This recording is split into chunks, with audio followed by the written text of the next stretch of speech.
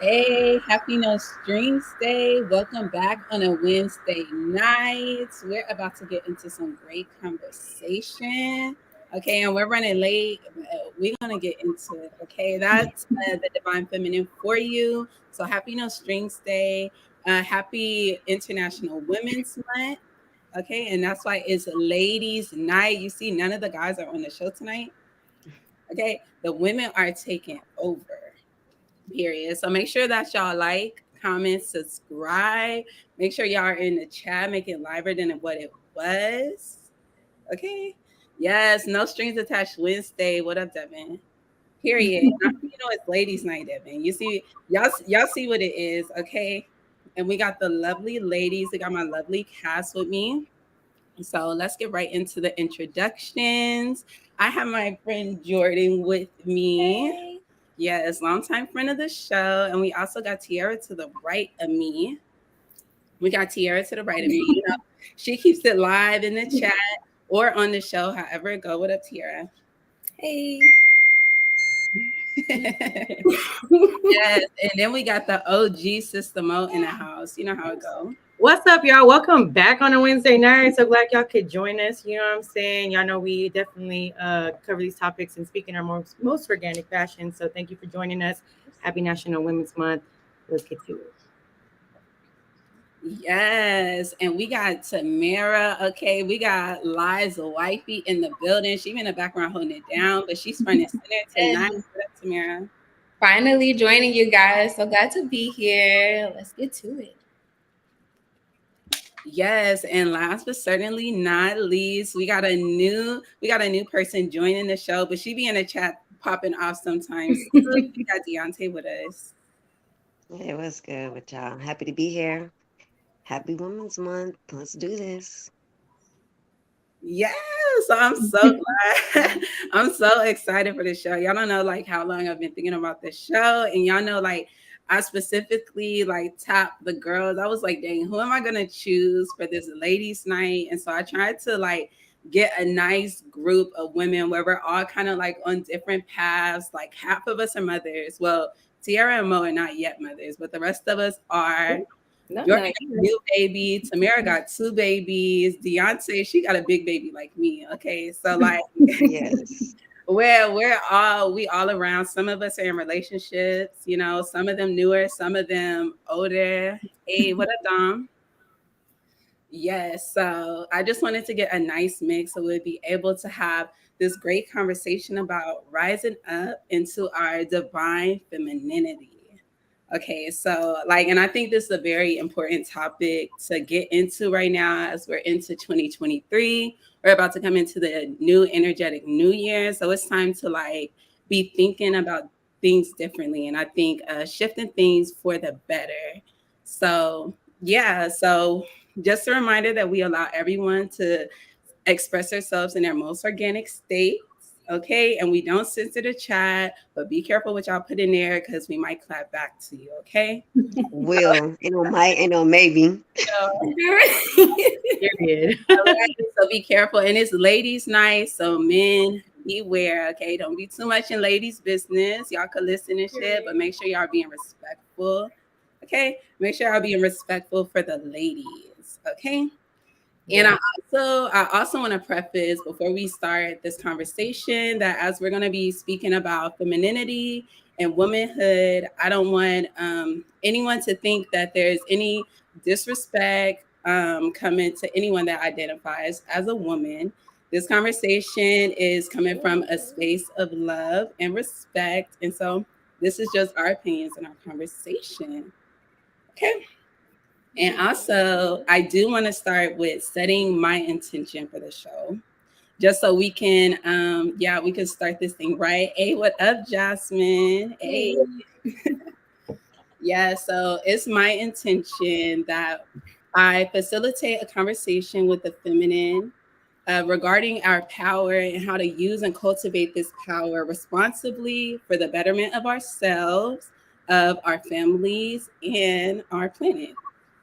So feel free to have y'all intentions. Y'all can say it to yourself or speak it aloud, However, we're gonna have a great conversation. I'm trying to remain grounded because I swear I'm so nervous. Roy's usually doing all the hard work. And Roy's usually doing all the hard work. So, this is a different space for me. Okay. So You got this, girl. yes. You do this every week. Let's get to it. Yes. Okay, so as we're speaking about rising up into our divine femininity, I think we should first start with defining femininity. Thank you, Jasmine.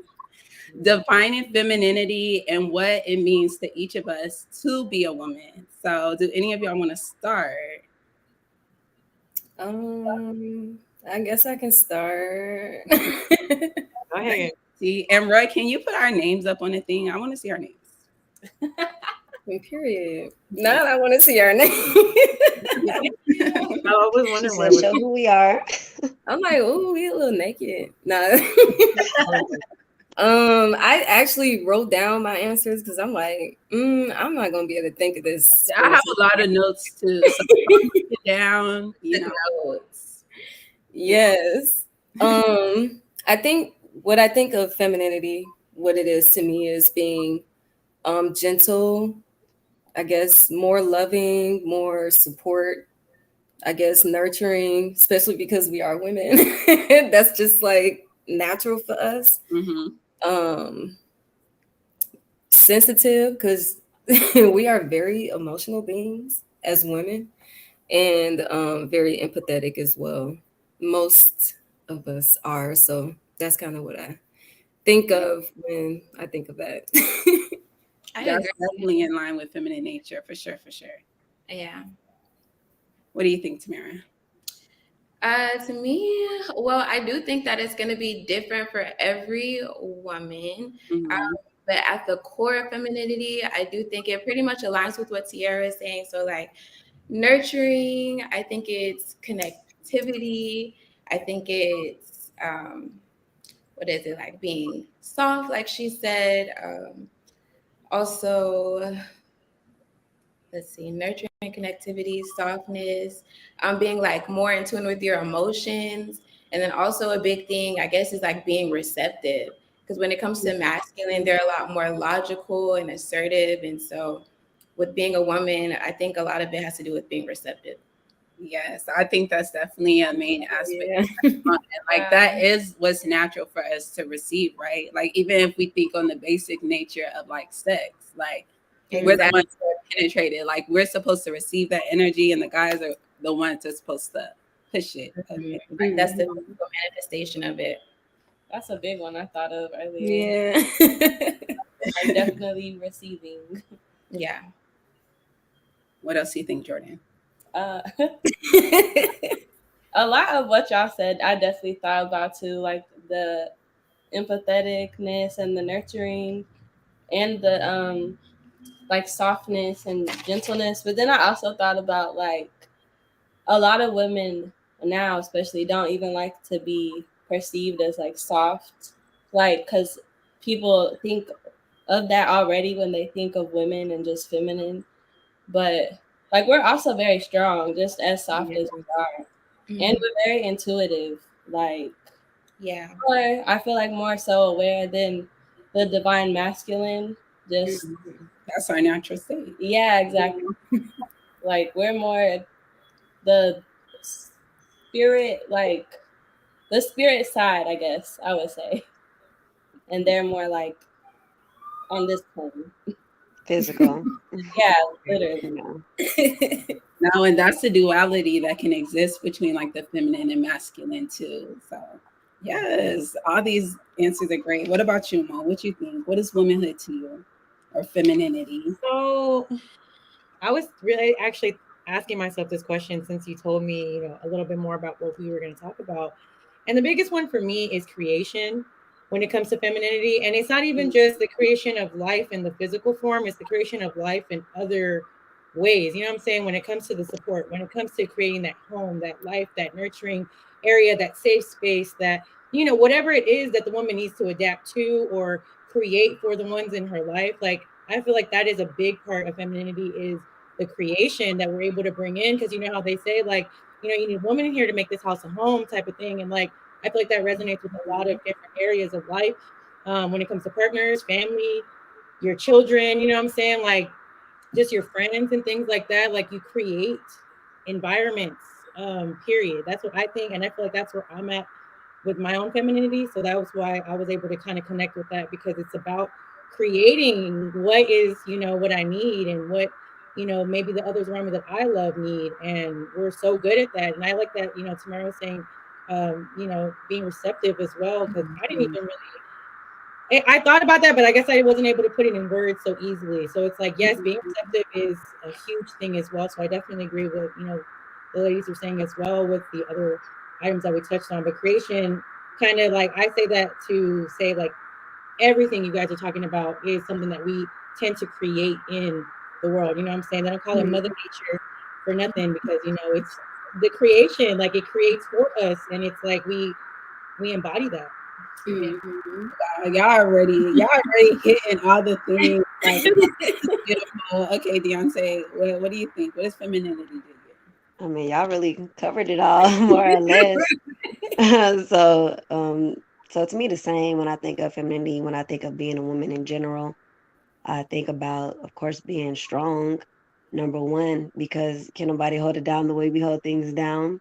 Oh, facts. Being graceful at the same time. I mean, you know, who you know so sexy can do it the way we do it. So to me, being a woman is like everything y'all said and then some. Like, you know, me and my mother actually had this conversation earlier. You know, will nobody be here without us? And I feel like that's all of us. Yes, and that does speak to like the power, like that feminine power. So femininity to me are just like all the aspects, like y'all hit them all, like all the different aspects that come with being the feminine. But the main aspect I think is like life bringing, like Mo said, like creation, like being able to create, like that is a very powerful energy, and like only women have that ability, right? Like the men, they could shoot their seed all day, but it's not going to grow into anything without the woman, right?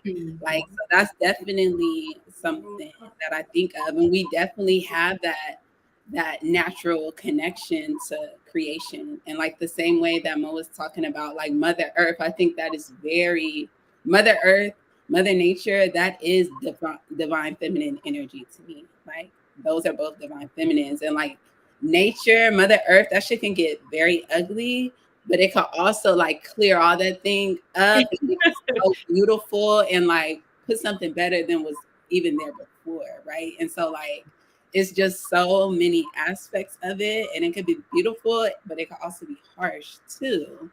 And Yes. Deontay, you said that you think about it with strength. And so one of the questions I was going to ask was that, do y'all see femininity as a strength or a weakness? Like, is being a woman a strength or a weakness? A definite a strength, but I feel like I'm gonna say I feel like I know this to be fact. They have turned it into a weakness. Anytime a man wants to insult another man, what do you call him? A bitch, a pussy. You know what I'm saying? And it's like to me, I'm like, what is that supposed to mean? Like, what are you trying to say right now? So it does come off as a weak, but we all know that's not true. You know, it's as we stand here as women and as men stand here crying about everything that we do, and we lead them at the same time. Like it's more than a weakness. It's definitely a strength, just like water can, destroy a mountain. That is women, that is feminine divine energy. And like you said, when we talk about this creation, what gets created can get destroyed. And it's a woman that'll, for the most part, we talk about what being nurturers creating at home. And if the woman is not happy, ain't nobody about to be happy. You know what I'm saying? Like, it's just gonna be over. It's only gonna last so long. And that's a big part of us.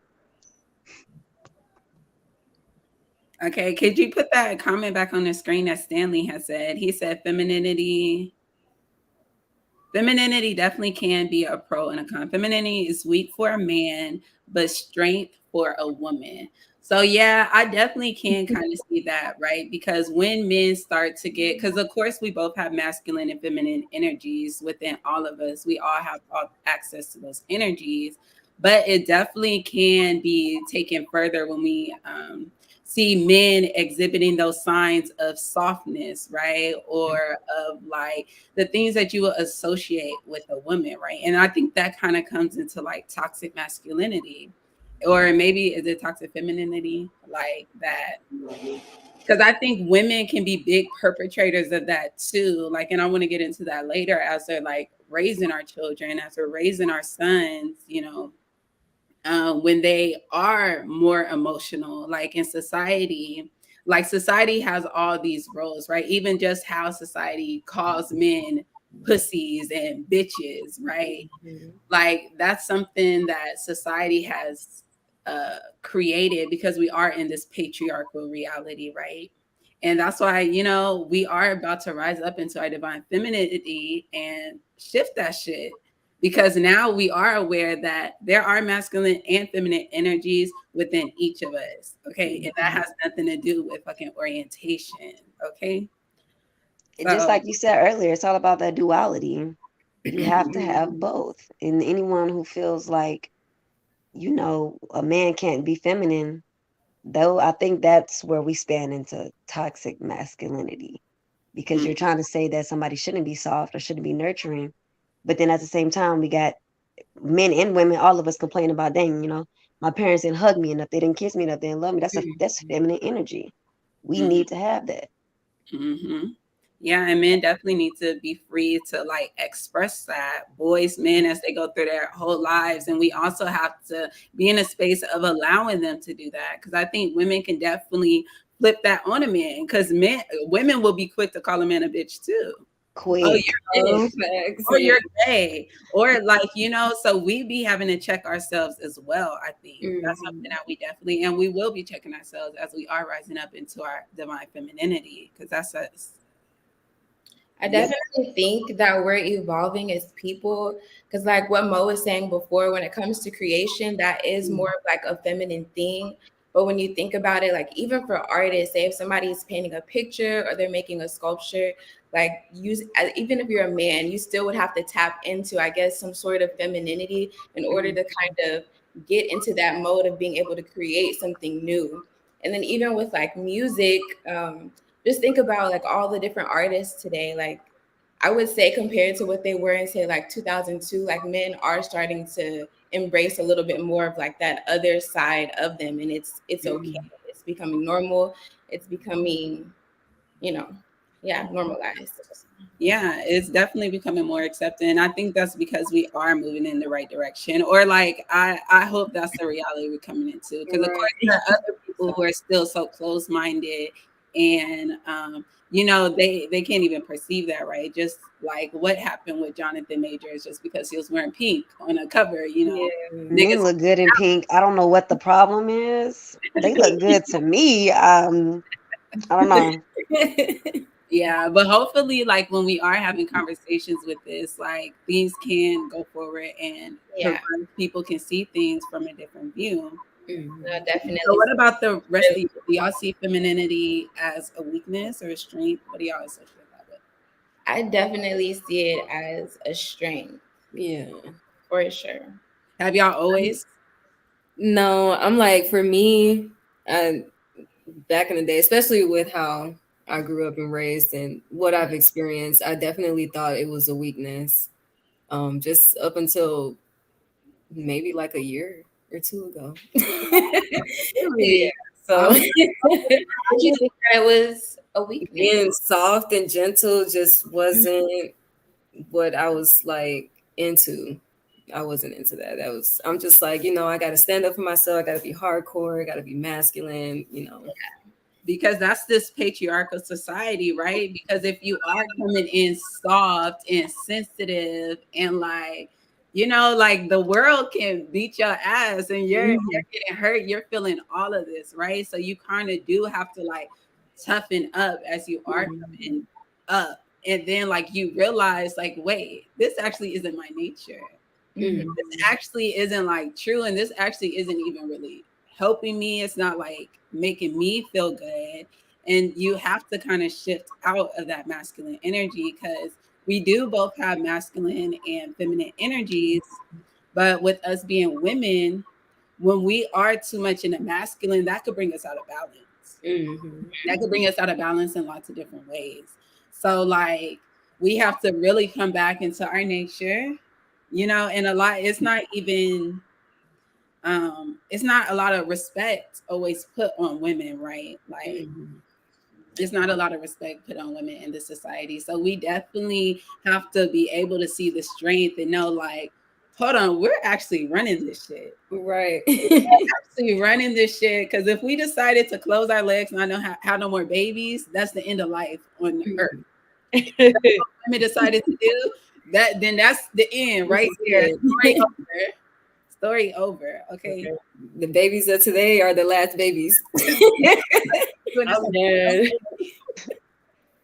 Okay, because yeah, we definitely do got that power. And like, so society definitely plays a role. But even when you look at like religion, like biblically speaking, when we look at the story of Adam and Eve, like this is the story that we're taught that, like, Eve disobeyed God. She partake of the fruit of the tree of knowledge, and because of that, we were thrown out of the Garden of Eden. Now we have to go through painful childbirth. Now we have to get periods every month. So like this is the doctrine that was like given to us. Like, women, y'all are cursed. Like, so do y'all see it as like a blessing or a curse having to be a woman? Even when it comes to like having to carry and bear children. Ooh, yeah. I think it's both, to be honest. I low-key still think it's a blessing and a curse. I mean, I don't want to think of it fully as a curse. I mean, because being a woman is definitely a blessing all in all. But sometimes this shit is hard. I'm like, this is hard. It's hard to be emotional when you're not naturally I mean, as depending on how you grew up. When you haven't felt safe to be in. Yeah, it's like it's so hard to be this, all the traits of being a feminine woman when it's just not it. Up until you get to that point where you are able to, but yeah, it's a blessing and a curse.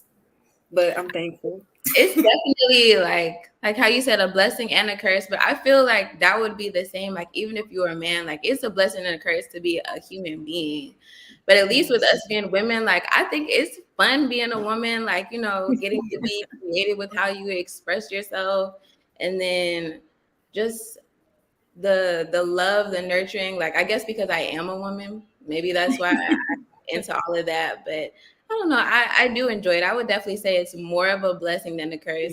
But even with being a man, like they would have their own, or they do have their own, struggles. They always have to handle shit, right? Like they're the ones, like, no matter at the end of the day, they got to take care of themselves, like, and everybody else if they are having a family. So yeah, exactly.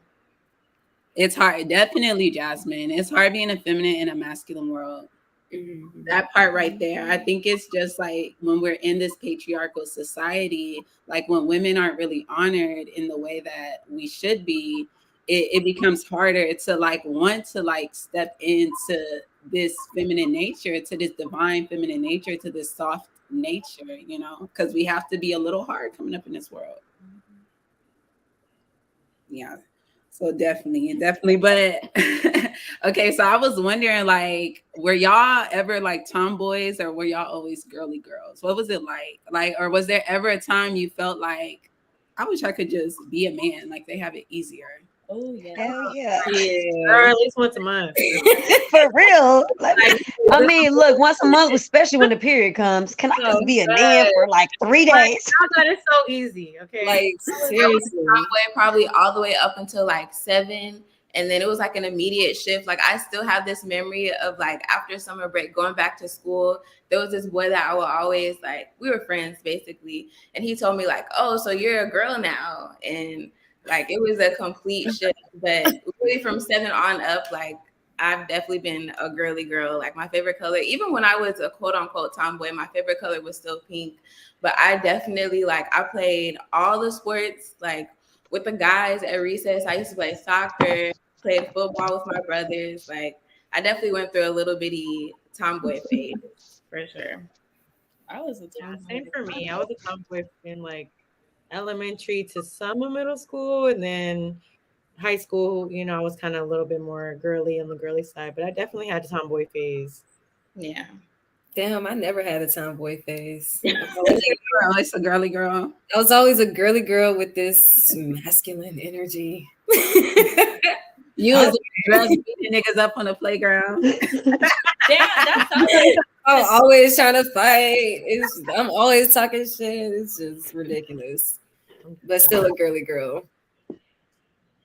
I think I just really always been a tomboy. Even now, I'd be like, bro, chill.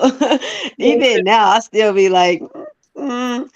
But it's the safer as I get within myself, the more feminine I do become. I can't honestly say that and want to explore that side of me more. But and then growing up with brothers, man, now you know all my cousins. Like, No, man, and that's I'm what a boy. Like I'm growing up, I'm like, well, I'm a boy too. Shit, there's so many boys around here. No, but I definitely feel that because when I think about like being younger, like most of my girl cousins were like older than me, and the cousins that were more my age were my boy cousins. And so like I'm trying to run around and be playing with them. And I remember like really resenting because I was a tomboy until maybe like sixth or seventh grade. Like maybe when I was around 12 years old, I came out of it. But like no, I was definitely trying to run around with the boys, and even just like when my mama want to put me in a dress, like my mama never had me. Mamas, they want to have that girl talk cute. Like I would not want to be wearing a dress. I'm like, he gets to wear pants. He can wear pants and a shirt. Like, why do I have to be there? I gotta wear sandals. Like I never liked wearing skirts. play. I love wearing dresses and skirts. I don't No, know what like I definitely like to dress up, but my mom and my grandma were big into like dressing up, so that used to excite me. But it was odd for me at the same time because like they would be like, "You can't climb a tree in a dress," and I'm like, why not? "What? Why?" So no, Oh I my literally goodness. could not do dresses That until watch one day it did switch. And I think what switched it for me was heels. Like I still love a good heel. But I can remember my first pair of heels I got when I was like 12. They were like these wedges and they were like so high. And I think that's like not the wedges. no, it literally switched up the game for me. Okay. I was like, okay, I found me a little cute skirt to go. No, but I was She definitely basically just said puberty started to hit, and I was like, "Hold up." right. That's literally what it was. It was about that time, right? It was definitely about that time. Okay, so look, and now I feel like and we were still women, right? So we were able to have the time where we expressed our masculinity, right? Our little boyish stage, and still able to like be in our womanhood. So I definitely want like parents, mothers especially, to keep that in mind when it comes to the boys, because I don't think boys have that much freedom. Because I was thinking about that when I had made the question, right? Like there's a thing for a boy to have like a girl to have a tomboy phase, but I don't think boys would ever be able to be given that grace to step into a more like feminine nature, a more emotional nature. And then we don't even allow it as parents, right? And then we're upset when we're fucking with these grown men who've never been able to like express their emotions, right? Like, so I think it's something that we definitely, as we are the ones who are creating this next generation and that we're raising this next generation, it's definitely something to keep in mind. No, that's definitely a interesting topic because when you think about it, like with masculinity, it's a lot more rigid. Like they don't basically what you just said, they don't get to like, I don't know, have that space Express their emotions, their vulnerability side. just or like even just when it comes to femininity period, like they don't have any space to like express that side of them, whereas when we were younger we could do that. Or even as adults, like when it comes to relationships or sex, like we can kiss a woman and then it not be the same as like if a man was to kiss another man. Like it's looked at totally different, but it's still like the same concept even with our kids, you know, or as children. Definitely, definitely. Okay, so we talked about womanhood. So now I want to talk about divine femininity. We talked about femininity, right? All the aspects that we have. But what do y'all think about when y'all hear divine feminine? What comes to mind? Higher self. Mm. Right. I think Definitely. being It's like, intentional with your femininity, having like a purpose. yeah. I was gonna say being the master of your own femininity. Like Mhm. that's like master level in my opinion. Being able to tap into that femininity and really embrace it and be at one with it in the moment with it. You know what I'm saying? Like it's that's I don't know, just mastering yourself. It's definitely what I think of when I hear divine femininity. Yeah. Mhm. Period. And so I just looked up, I Googled the definition of divine. And so the definition of divine is of, from, or like God or a God. Okay. So I definitely feel like divine femininity for me is like just being aware of the creatrix power that you have as a woman, like being aware that you have this direct connection to God. Right. You have this power of God on earth.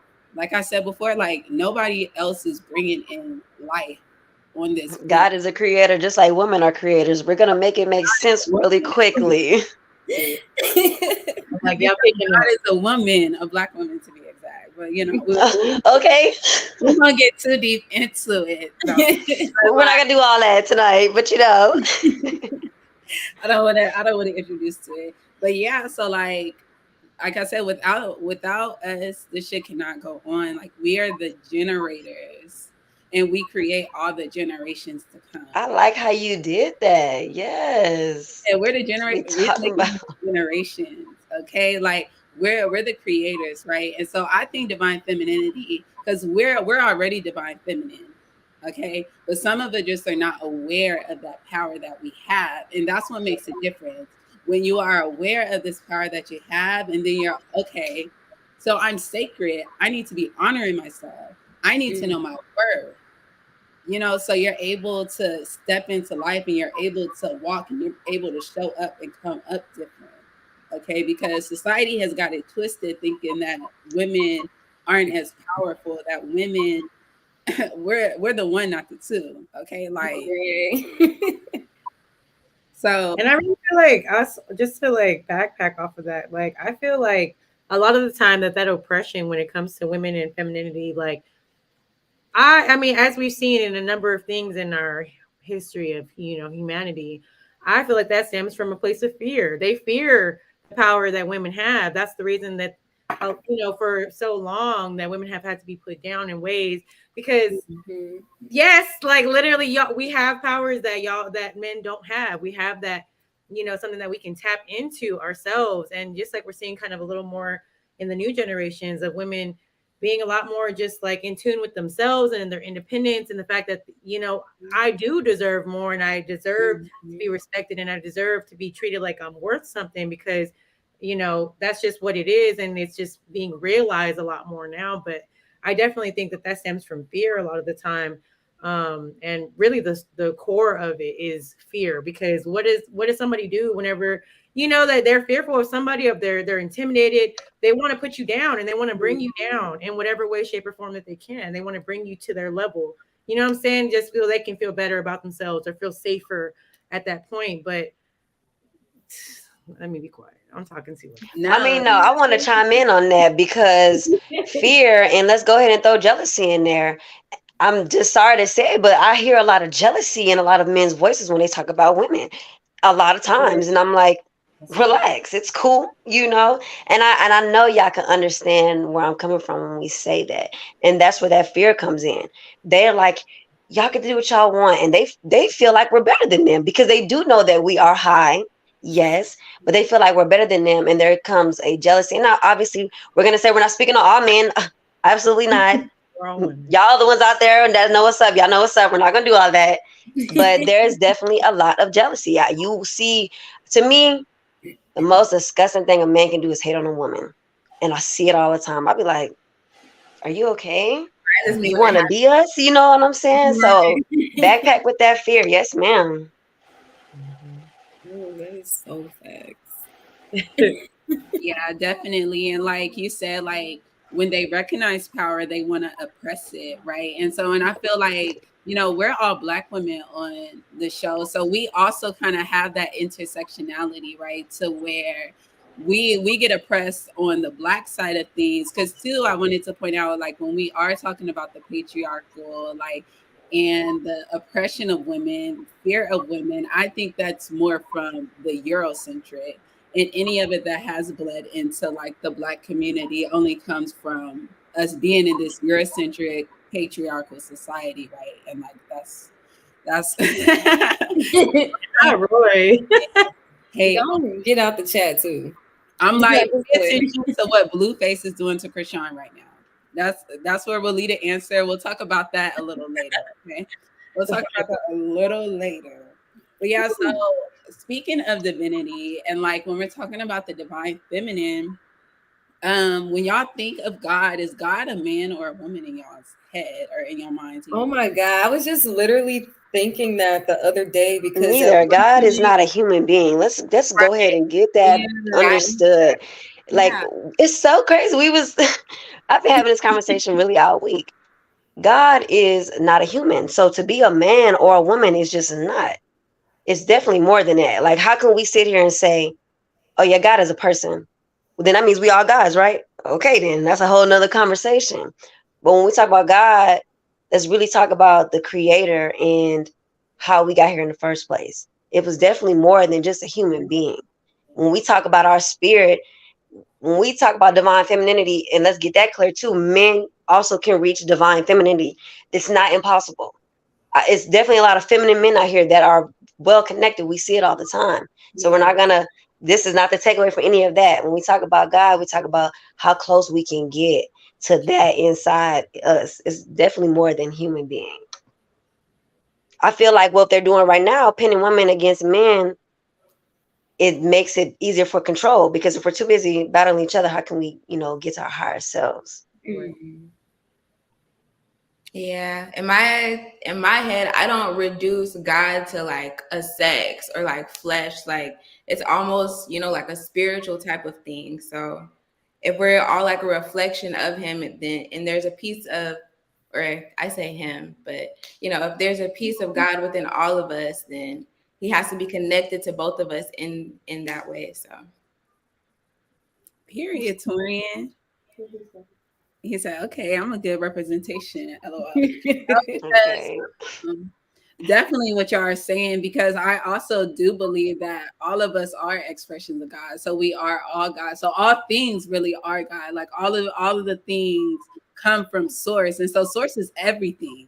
Like literally it is everything. But I feel like through religion, through society, like there can be this idea of the divine as this masculine energy, of this white masculine energy, that I feel like we definitely had to change that view. Because, like, did y'all always have that view of God?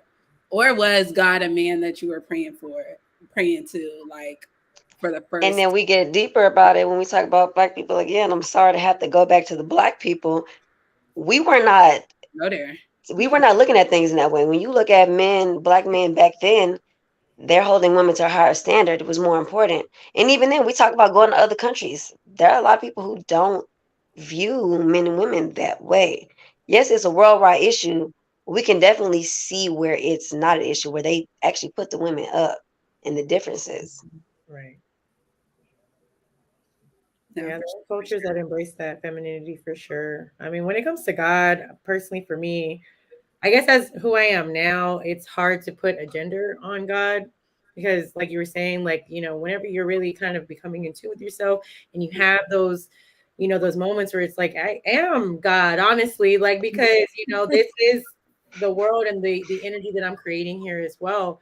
But, I don't know. I see, look, I'd be skeptical and I was raised a certain way when it came to the Bible and things like that. But let's go back to just going back to Adam and Eve, like, I'm like, how do we know that wasn't just a story being told because a man was, wanting to put that blame on a woman A in a scare way. tactic. I'm sorry, yeah, like I be questioning a lot of stuff like that because I'm like, how far back Yeah. does this oppression go in time? Like, because we can even see like in medieval times too, when they were out there wilding and stuff, like women were not respected. You know what I'm saying? They were definitely still put down. And it's just like, No, morale was completely out the window back in the day. Like I question a lot of the stuff that they did. So it's just like where was their mindset? Where was all of this like really coming from, especially when it comes to religion? Especially like, and I think it's very interesting because like I grew up in the church, right? And so like even in the church, I know certain denominations like will allow like women preachers, but at my church that was like definitely not a thing. Like women Yeah. don't have a place in like the pulpit. And it's so interesting, like these are the messages that we get from religion, which is one of the ways they program us in this reality, okay. right? And it could just be subtle programming. And like Mo said with the story of Adam and Eve, like I think it's so interesting that we're supposed to come from Adam rib, but we're the ones who make people. So I don't know. I feel like Adam would have came from Eve, but Okay. hey, hey, but like there's a lot in the Bible that shows like women being the less than, right? Like the see, and that's something that the subtle cues that you can pick up from society too, that women are the less than, the same way that you're able to perceive that black people are supposed to be the less than, right? So like, and that just even speaks again to the intersectionality of what it's like to be a black woman, because there's things that we have to fight on both sides. You know, it's oppression coming from different ways. So And we yeah, know all these things are wrong because we can feel it in our heart. We can feel it in our spirit. And you're not going to tell me that I'm cursed and I'm the one bringing life out here, So we know that those stories are off. And we sit here today like, I'm a bad bitch. I don't know. I don't Yeah. know. No, I definitely grew up thinking like I've always questioned, and especially with our parents and us growing up, in the church or whatever. My mom used to say, don't question God, and just don't question things. And I'm just like, I just can't not question, because what do you mean? And like, who is this guy? What is going on here? I Just don't now like have what? yeah. Why are y'all telling us that this is supposed to be it? Like, this can't be Like it. for the rest of my life, I'm supposed to just let everybody tell me what to do? Like, no. Like Like, I'm a, whatever this in like here, no. what y'all telling us is not really what's going on. She And said then something up. I'm like, that's realizing, that intuition that we were talking about at the beginning. That's Yes, exactly. intuition. Like, damn, Intuition. we feel that way. Women's intuition and women's scorn. Like, come on now, two things not to be played with. and yeah. I'm like, when it comes to like Black history and how much that was hidden, and we still like, okay, we understand how much of that was, taken from us and hidden from us. And then we're just still going to go straight to the Bible and be like, this is how it went. And this is how it's going to stay. Like, no, that's not what happened. And everything that y'all telling us is not Right. what happened. And it's not what's happening. No facts. And even like when you get into it, and this is kind of what like made me make my shift away from religion, is when like, I finally, just became aware of like the systemic oppression that, that Black people have gone through. And knowing that like this religion was only taught for us for a means to an end. Okay. Like this was brought to us by the white man for his own means. And, but Black people, we're naturally more spiritual. So we could definitely even connect to that religion. But white people, they don't even connect to that religious shit. Like even if they in church every motherfucking Sunday, that shit is a nigga would do. Yes. So like, But I want to say too, when we talk about that religion, because I don't want to just put people down, because the Bible got a lot of good things in there, a lot of good stories, a lot of things that we can definitely follow. And I feel like it's just one of those things. It's like read between the lines, because universal law is before somebody do something, they kind of really got to tell you or show you. They don't have to tell you in the way that you think direct, but it has to be shown. How many movies we seen and we didn't seen it happen in real life? Because they had to tell us, okay, this is gonna happen. That's it. However you react, however you go with it, whatever you take from it, go for it. And that's how, I mean, that's how you got that built-in control, but you can be free. You know, that's a choice. And definitely, I feel that because I feel like now anything informational I have to take with a grain of salt because it's like I don't know, you know what I'm saying? Like when it comes to Mhm. also that story, I think the reason why, I've kind of like been so skeptical for so long is because let's even just think about the game of telephone that they have us play as kids. You know what I'm saying? How Yes. easily is that message misconstrued through just a few people? Okay. And these are stories that are handed down and things are Yes. Oh and my things are goodness. and things And are you interpreted. know, some of the people, they heard exactly what they heard, but they still was like, I'm gonna tell them what I want to Deciding what they wanted to Mhm. hear, what they didn't want to hear, what they wanted it to actually be. Like that's why I personally take it with a grain of salt. I mean, like I said, definitely there is a lot of, good stories and a lot of good lessons, definitely that are in the Bible. It's just I don't know when there's so much deception in the world for me anyway. When there's so much deception in the world, like it's like question everything, and find that with that inner peace within yourself. At this point, I think that's really what led me onto my own journey. It was kind of like I don't got the answers, you know what I'm saying? And it's like I Mhm. can't really turn to this world of ours to give me exactly what I need. So it's kind of like Mhm.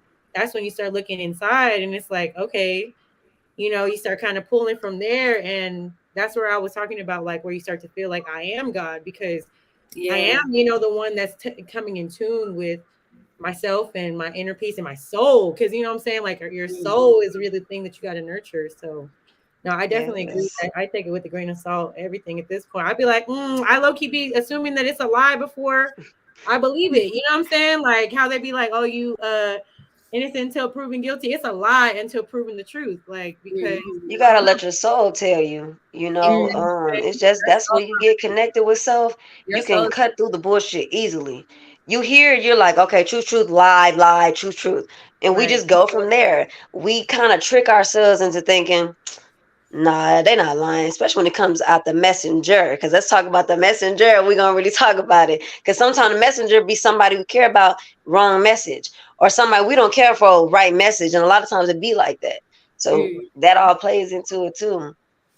That's another thing, like when it comes to family, like for me personally, there were a lot of things that I just automatically believed as a child and brought it into my adulthood. But now that I'm, getting in tune with myself and, finding out, truths of my own, I'm having to question things from like, your own like immediate Yeah. family or just people who you are really close to and, you trust. So Yeah. No, and having to recognize that like we're just definitely in a different age. And Yeah. they don't always know the best. You know, they're just doing some things that they were taught or maybe just coming from a space of survival. Like they had to be on that. But like, shoot, I'm here to shake it up. I know Yeah. like Like we don't have Okay. to keep doing this my shit. We don't have to keep bloodline, like doing that it. might have been good for y'all. Like, but baby, we're going in a different direction. And that's why I Yes, want to ma'am. because we are rising into our divine femininity. And when we do tap into our divine femininity, we're tapping into that magic. We're tapping into magnetism to be able to create like the life that we desire. And we're able to tap into that truer intuition. And then we're able to move exactly how we need to be moving in this world. So I think it's very important. But look, we need to get on time. I have so much things I want to talk about. So I want to talk about what it's like being a woman in 2023. Like, what is the state of womanhood in 2023? Like, are we in good shape or not? What's up? What do I y'all think? had wrote it down. I answered like yes and no, but now thinking like the way that we're going and how we're moving when it comes to relationships, success, when it comes to, just our inner selves, our self-care, like we're doing a lot more for ourselves and we're thinking about us first. And that is really important, especially, trying to be that feminine woman and trying to get to a point where we just, love ourselves more and look at ourselves as, we are that bitch, okay? I do think that we are like moving, in a better direction. We're becoming a lot better as women. Yes. As we sit here right now having this conversation with one another, yes, we are from top to bottom. And I feel like the more push that we have on that, the more we know that we're doing something right. Because you're definitely always going to try to control what you see is out of control.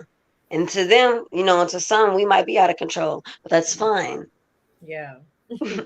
As long That's as how we you break know. these generational curses. Exactly. Go back it up.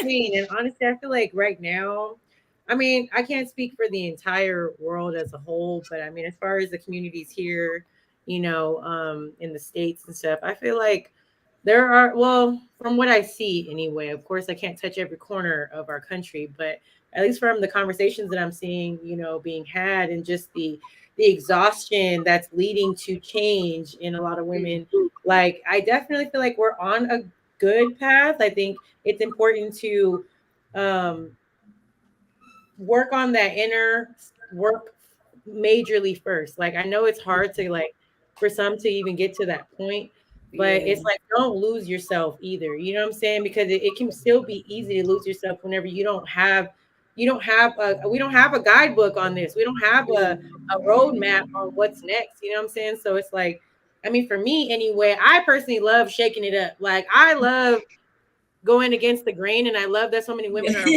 wanting to go against the grain, because it's like I said, like, we have to try, and if we want some sort of change, then you have to kind of go against the grain sometimes. And I mean, I feel like women are definitely seeing their worth a lot more, to this day, and how it is being in a woman. And I feel like it's somewhat empowering. A lot of the time, I want to say I feel more empowered than anything. Then I feel, like a little bit lesser than. Like, I really feel like, personally, for me, and also the work that I have done on myself within these last few years, like, I can't be told shit, really, like, from outside sources. Like, it's all gonna come from me, and it's all gonna be me at this point. Like, there's not so much outside influence that I'm allowing to mold me anymore. And I feel like a lot of women are on also that same type of path, where it's like we're really creating what we need, and who we are, and really, like, this, like, I guess, again, that's my point in life right now, is I'm working on creating whatever it is I want in my reality. And, like, we're learning that that's just all we have to do, like, I feel like there's been a lot of dependency for womankind for a long time, that it's like, we're kind of waiting to see what men are going to do, what they are trying to be. And, but it's like, okay, well, now we're taking that look at ourselves now. Like, it's about me, you know what I'm saying? And that's okay. There's nothing wrong with, the selfishness that people feel like, you're being selfish type of thing. Cause that's a big conversation. Yes. Maybe we should tap into that too, because when it comes to, let's say, women that I definitely see a lot of the conversation. Maybe I'm just on that side of the internet, but I see a lot of conversation about women that are like, I don't feel guilty about not wanting to take on a motherhood role. Like, that's for the women, for women who actually want that motherhood. It's a beautiful thing, but at the same time, not every woman is on that path. And that's not just my way, but we've been taught that this is our job. Essentially, this is what we do. You know what I'm saying? Like, if you're not doing that, what are you doing? And I love that conversation is coming up so much, because it's like, yes, like, exactly. Like, see more in yourself than, what we've been told. We're just here to, there's just so much influence that we've gotten for years, that it's like women are just like, I'm tired. Like, I'm tired. And then also, I think it's also a matter of our economy too. And the way shit's going, like, people are like, hell no, like, really being logical at this point. And like, no, like, there's a lot of people out there that are choosing to go down paths that maybe aren't so traditional to the people before us. And, not to say that they're always going to just be like, oh, well, it's not a traditional role, but it's like, let me work on me. Let me get me right first. You know what I'm saying? It's like, it's always that dependency that we've had. So, I know a lot of people have mixed emotions about independent women, but as someone who is independent, I feel it's such a superpower, like, because I really got me, you know what I'm saying? And I really don't have to depend ever, you know what I'm saying? Like, yes, it's nice to have that partner. And whenever you do have that, divine partnership, it's like, it's I'm sure a thing of beauty, but it's like, damn, how can I be divine with one other person if I'm not divine in myself? You know what I'm saying? Like, yes, amen. There's a lot. I definitely feel like we're trying. You know what I'm saying? We're trying. That's what I'm seeing right now. We're working on it. Yes. There's a lot of stuff to reverse. To be. What'd you say, Mary? I was just saying it's definitely an evolution from where we used to be. Like, I for sure see the progress. Yes. Do I'm y'all? like, when I got into therapy, I didn't know that. I mean, growing up black, they like, you ain't got no problems. Like that's for white people and stuff. But once I Yes. got into therapy and got my free sessions, I started learning that there are a lot of women that, are getting into therapy or realizing that shoot, we got a lot of trauma on our back that we need to start, that we're trying to release so that way we're able to, be our divine selves and be feminine and be emotional and all of that. So Yes.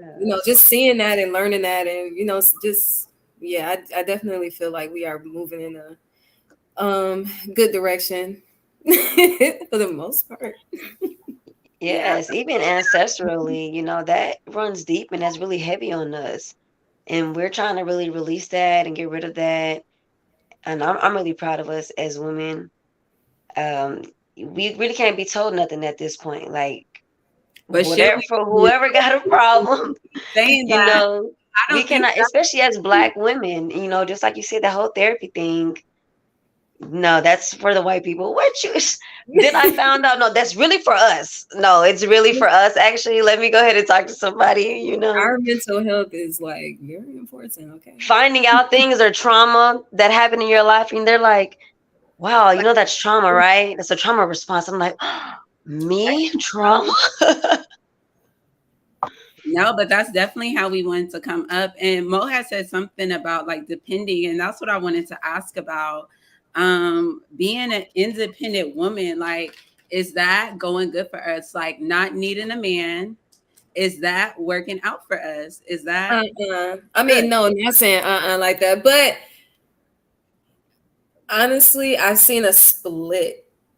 For me, yes, be independent, but when I find that man, okay. I gotta Okay. go. You know, again, when we talk about duality, right? We talk about having a balance, right? I'm gonna be balanced with myself. He needs to be balanced with himself. We're gonna be balanced together. Yes, right?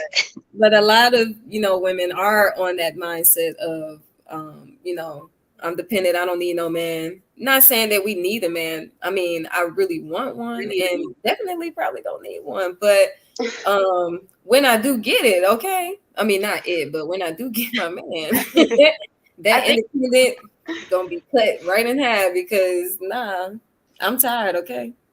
Which is a matter of like women. Exactly, because it's like we do want to be soft.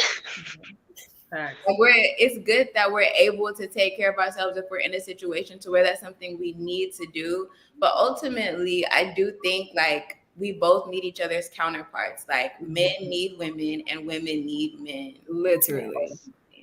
So.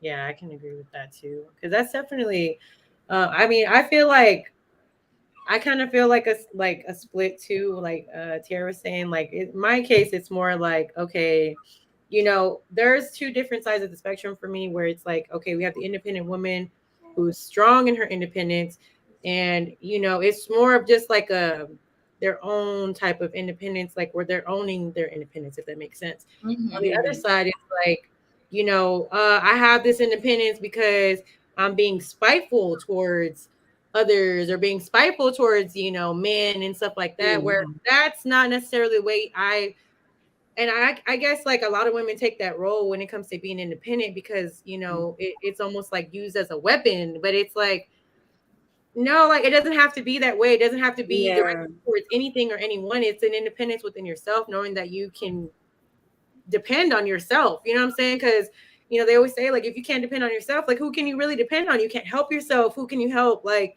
you have to be able to do on your own. And I'm definitely one for real love and partnerships. Like that stuff really exists. And I think if people set aside some of that, just the worldly things that we sit in like you were saying, like being put up against each other all the time, like set that shit aside and really like love your person to the point where it's like women may just take that masculinity role at the times that they need to. Like a relationship is not black and white. Partnerships are not black and white. You know what I'm saying? So that's where I say like it's important for that independence, because especially when you do come into a partnership, it's like, okay, like I know what I'm bringing into this, and you know what you're bringing into this, but I can also kind of transition into roles that I need to, because we never know what life brings us. You know what I'm saying? There may be times where you need to step up to the plate. There may be times where it's just him leading, you know, and like you have to be versatile in that way. And that's why I say, like, I think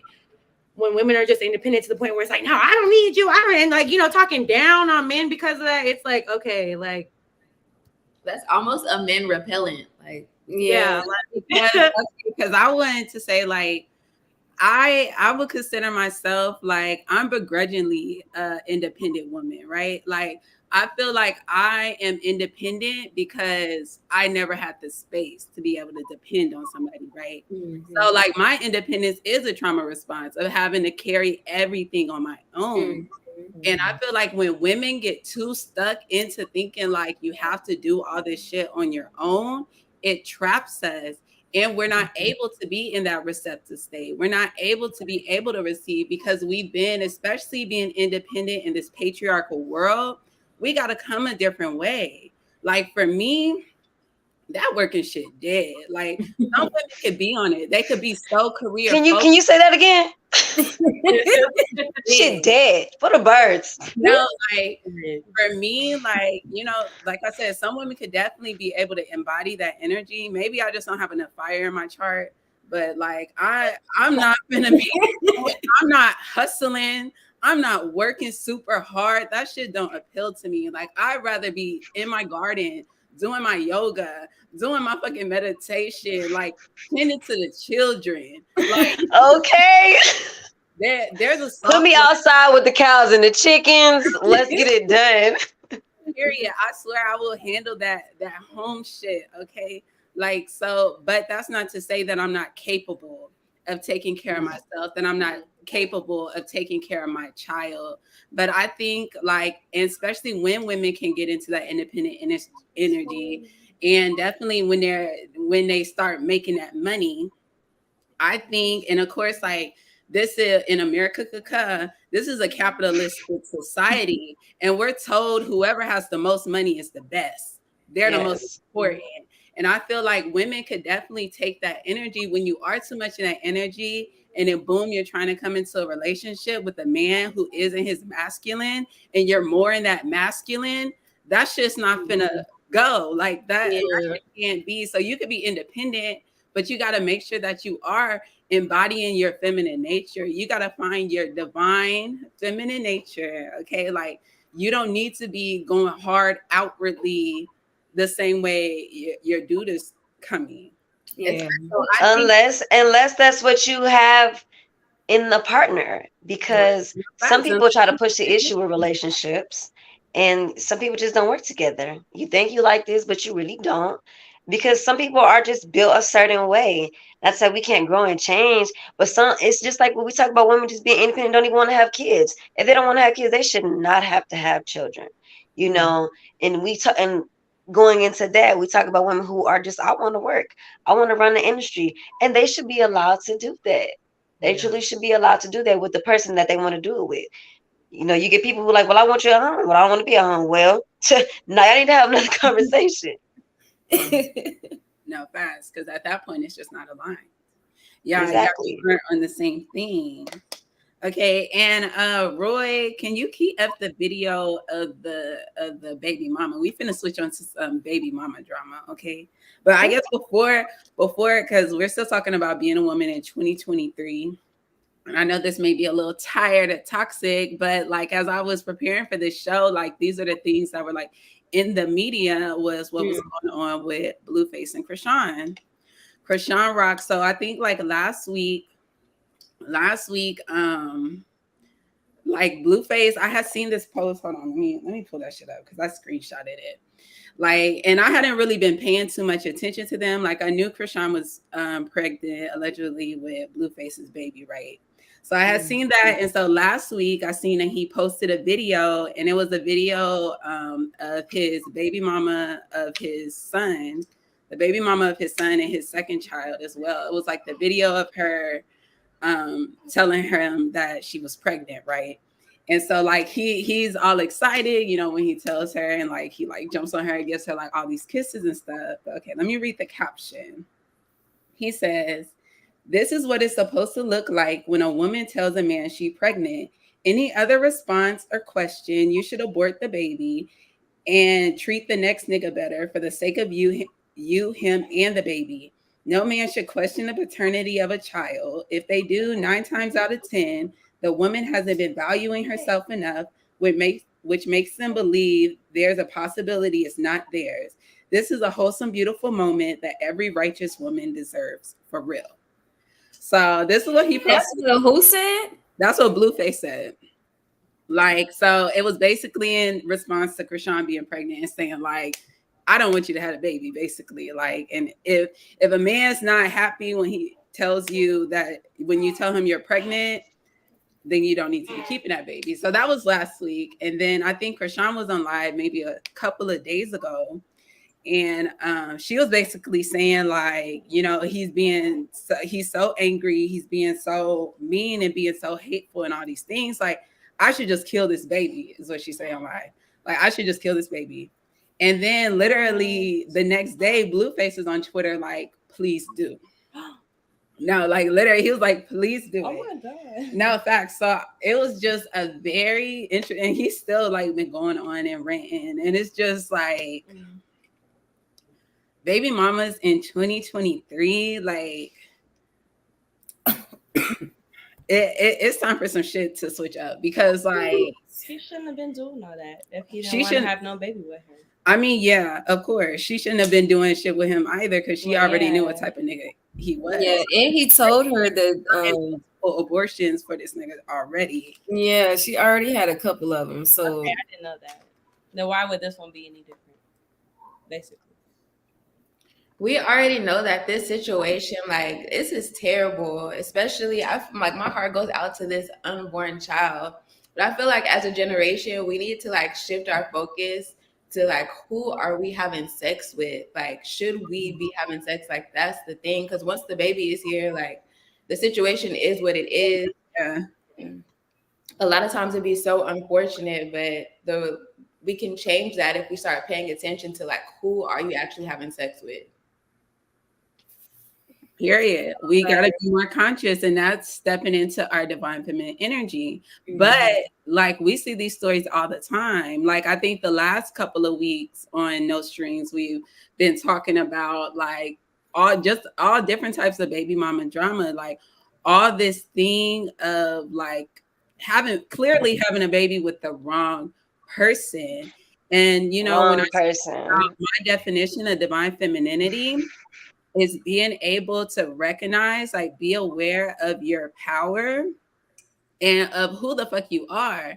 Like, you gotta you gotta honor yourself, and you gotta realize that you are a sacred space. And like, you laying down with a man who don't love and respect you is not gonna serve you in any way. Even if you don't end up pregnant, laying down with that man who doesn't love you, respect you, care about you, like, that's self-harm. Like, that's trauma that you know.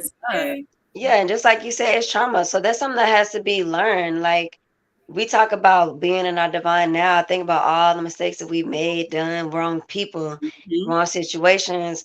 And I'm a baby mama. Shit, I love my child. Would never take it back. You know what I'm saying? It's just what it be sometimes, because you can't have children with everybody, but some people just have kids, and that's just what it is, just what people are meant to be. So if she does decide, I'm going to go ahead and keep this baby, that's her choice, with the understanding that he don't want the baby. And you know what, sometimes it's just what it is. It depends on perspective, how she going to take it, because at the end of the day, he being real ugly. At the end of the day, you don't want to have a baby with that girl. You shouldn't put your dick in that girl. It's just what it is. All of that, I don't care.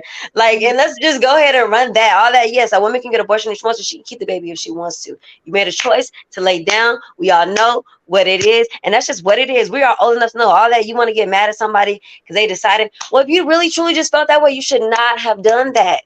Come on now, we're gonna be for real. We're gonna take what you say, Nate, responsibility and accountability on both sides. Once a child gets here, that's it. You're supposed to love, care, nurture them. You brought a life into the world, but you're still selfish, worrying about yourself instead of really truly worrying about what's going on here. A life is a life. It's your choice to keep it or not. But you're trying to force somebody and try to make somebody feel bad. You're trying to force her into that. That's something, she could kill herself over something like that. You don't say things like that to people. You hurting her and she's been holding you down. Say what you want to say, how you feel like she act. But she been holding that boy down. Y'all can say what you want about the relationship, but I don't, he treats her like crap. And obviously we look through people's histories, look through our own histories. We have not all been shown the same thing. We raised different environments. We think one thing is right, one thing is wrong, you know, and that's what we, again, going back to learning who we are and understanding what it means to have real love, real honesty, real communication. It's not supposed to be fighting. Because when I was 16, I thought I was supposed to be fighting. I'm 29 now. I know it's not supposed to be none of that.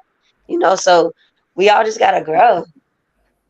We definitely do all have to grow, and we do have our own journeys, right? And like you spoke, like I'm a baby mama too, you know. So, and that's why, like, ever since I had my baby, I've been telling all my friends, they don't listen though, but I tell all my friends and people, like, baby, don't play around with who the fuck you have a baby with. At all. Baby by the wrong person, hello, worst life ever. Okay, like I'm sorry, I don't know what to tell you. Like, and when I say my friends still ain't listening, one of my friends just told me they got a stranger pregnant. Like, oh my God. Like, and I even think on No Strings, I think I told you at the beginning of the year, 2023 ain't the year to play around. These babies will be born. Your karmic children will come for you if you out They're here. coming tenfold.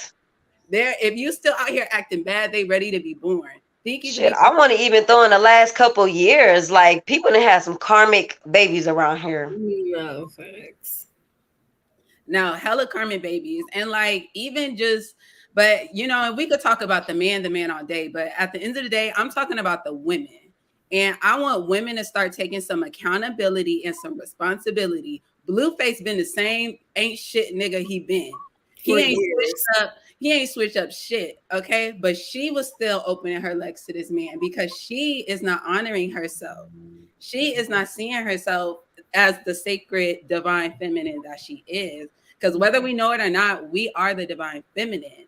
But if we are not, but you gotta know it. Such, yeah, if you're not respecting yourself as such, baby, you're still creating shit, and you're just going to be creating some hell for yourself. And that's why you have to be intentional going forward. And Roy, can you play that video I sent you about the girl? I think I'm ready for it to play. Yeah. If you can hear it, because I got another example that I just want to show of the baby mama drama. Yes, thank you.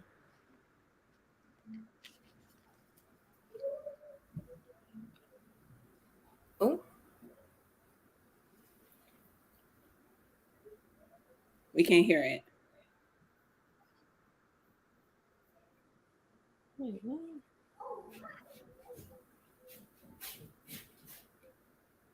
Still no sound. I remember this TikTok. Yeah, no, but because I think Torian had sent it originally to like the group a little bit ago. But so the caption says TikTok user says she may never want her son to come back home due to the hate she has for the child's father. It says this makes it hard for her to like her son. So like, and this video was very like, you know, interesting. At the end of the day, this is her truth, right? Like, that's how she's feeling. And I feel like this is what can come with, you know, not honoring yourself. No, facts. Like fucking around and having a child with the wrong person. Cause she was basically saying like her son is with her dad right now, but she doesn't even really want him to come home because she can't even look at him. She feels like she can't love him and care for him and nurture him because of the fact of who his father is, because she hates her baby daddy so much. And I feel like this is the trauma that some kids really do have to grow up with, right?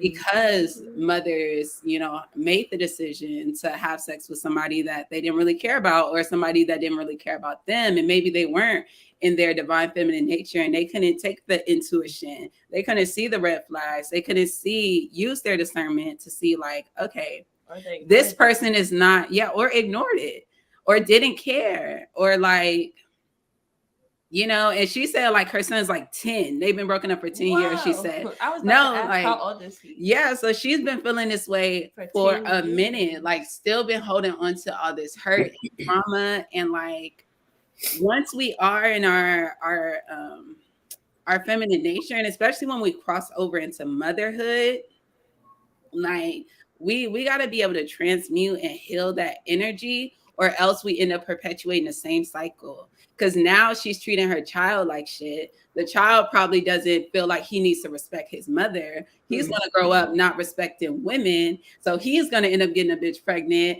not fucking with the bitch. Then boom, like the cycle is something that My keeps son is not going coming over home and today. At this point, I don't even know if I want him to ever come home. I really hate his dad, and it makes it so hard for me to like and care for him the way a mother should. That will probably drag me in my comments, but I have to live in my truth. My baby daddy was bragging about how he took my virginity, and he kept bringing up old things that aren't even co-parenting related. So I told him that I fucked his best friend first, and that I never cared about him. I hate co-parenting with him because he won't let go of the past. We've been broken up for 10 years now, and honestly, being with him is one of my biggest life regrets. But how do you look your own kid in their face, knowing that it's impossible for you to fully love them the way a mother should because you hate their dad? The disagreement was so stupid and simple, but it resulted in my son showing up to school 4 hours late. Usually I would remove him from that situation, but this time instead of taking him away, I'm making him stay. My yeah. son is not coming home today. It's So just so many levels to that. I don't even Yeah. I don't even know where to start. Wow. I honestly really want to just put the message out there for mothers and fathers, because I definitely have seen some content about, fathers talking about this and the third with the baby mama. I don't want to help my kids because we not together. She got another. Y'all have to grow the fuck up, okay? Period. Like, you were grown enough to go and lay down and have this child. You need to grow up. Like, that's some childish ass shit. If you're out there blaming your child or treating your child some type of way because of how you feel about the person you had, that is your mistakes. Your child does not have to pay for those mistakes, and they shouldn't be paying for those mistakes. Shit like this really pisses me off, and I'm sorry I have to rant a little bit, but like, grow the fuck up. If you know somebody out there that's like that, you know what I'm saying? Whatever it is, if you feel like this resonates with you, if I'm pissing you off, then it probably, resonates a little bit too closely with you. But yo, like, that is not in any way, shape, or form the child's problem. They did not ask to be here. They didn't ask to be born. You chose this path. That's it. That's So all. you have to own up and be an adult. Take accountability for your mistakes and whatever it is you feel like you did wrong. That is not that child's fault. And I really feel for that child. If this is a real situation, like, I really feel for that, because this is a real situation that happens in real life. Like, we literally just had another video, I think, on the show where, I don't know if it was on the show, I don't know if it ever made it out the group chat, where that dude was literally tell his friend, like, yo, like, you're out of line for not wanting to take care of your children just because she has a new man. Like, you're threatened by these things. Like, that is so childish. And it's like, yo, like, you have to do better for your children. Like, our children here, you know what I'm saying? I'm not even a parent, but like, I understand the depth of how much children are our future. When they talk about the future of things, they're the ones who are going to be, you know what I'm saying? Like, taking Exactly. the shit around us later on. And it's like, this is another thing what I think about a lot. Like, when it comes to the thought of having children, for me, like, I take a lot into account, especially at, the stage and age that I'm at in life. Like, there's a lot that's taken into account. And I definitely have my share of traumas and, things that I've had to grow and learn from. And it's just like, I want to be able to personally, prevent a lot of that shit. So it's like I said, that shit just pisses me off. Like, girl, it's boo-hoo, sad story. Okay, shut the fuck up and go take care of your we child. all hate our baby daddies. Oh, like, okay, like, that doesn't make Like, take care of. Like, you sitting here, and like, that's another thing I'm off the internet for, because people just want to sit and want people to feel bad for them about their life. Girl, you chose that path. No, she has to You heal. you have to heal and you have to make the best of it. If that's the case, like, let that man go. Like, there's so much power that some women and men put and just that jealousy and that, you know, like you Yes. can be jealous all you want. The fact that she even cared, like, why did you even care so much about what he had to say, girl? And go find you something else to do. Exactly. Like, and it's just, oh, it just really Are you breaks me. telling me you couldn't find you no man? Because, girl, I'm telling you right now, it's plenty of them that's going to come swoop. Hey, I'm take care of you and your kid. Their Come on dad. now. Well, I'm then like, really? I'm sorry, but people want to sit and make it like, especially in times like a situation like that. They are trying to tell us these things because they're trying to pin them as the bad person, the idiot. But I'm looking at you like, you was the one right there with them when everything was good. So I'm sorry, you look like the bigger idiot to me. Like you have to grow and you have to heal. Like you gotta let some shit Yes. go. Like I'm sorry, I know it's hard. Yes.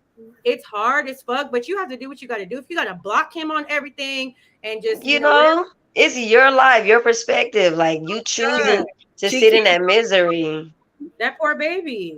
because they are still supposed to be co-parenting, and that's where he is. But like, yeah, this shit could get nasty out here and hard. I was just with another one of my friends, and he was just telling me all the custody shit he's going through. Like, so that's like another way this could go out. Like, you know, sometimes the men, and look, and like I said, this show is about the women. I'm not too much trying to get on the women, on the men.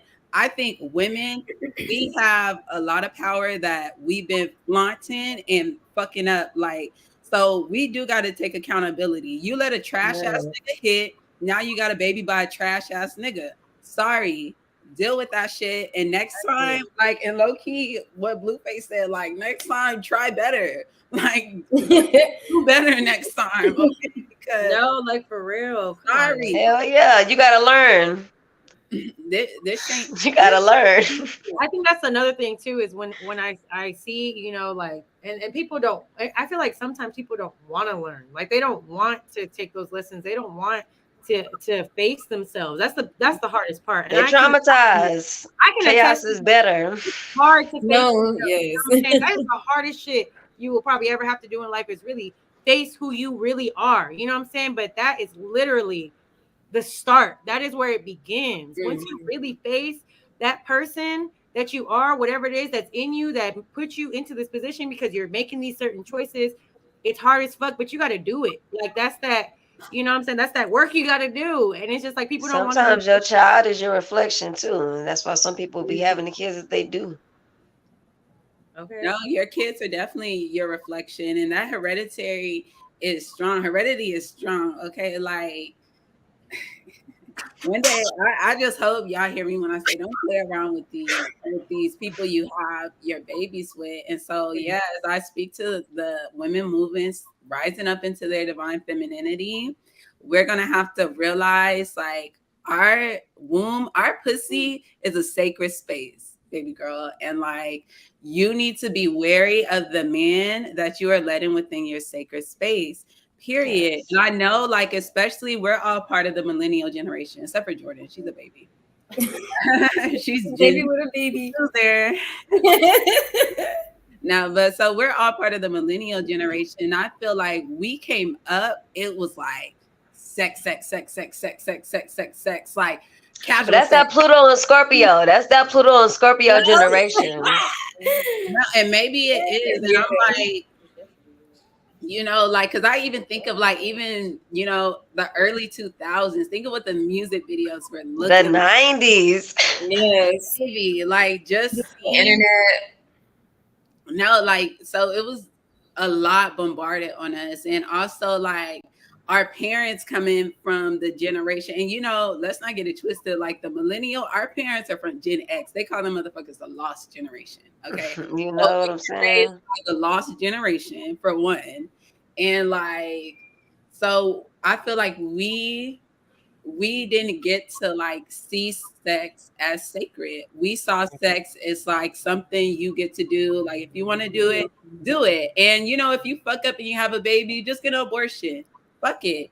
And like the next thing I want to talk about, like being a woman in 2023, is that now all this different legislation is coming out about what we can and cannot do with our bodies. And so like is this enough to make women switch how they are engaging in sex? Like, Right. has there been any shift for y'all? I know half of y'all are in relationships, but like Deontay and Tierra, has this shifted like how y'all are dealing with men now, especially Ooh. like in Texas? Like, baby, you don't want this baby mama drama because soon y'all might just Yeah. be stuck. You might not have no fucking choice.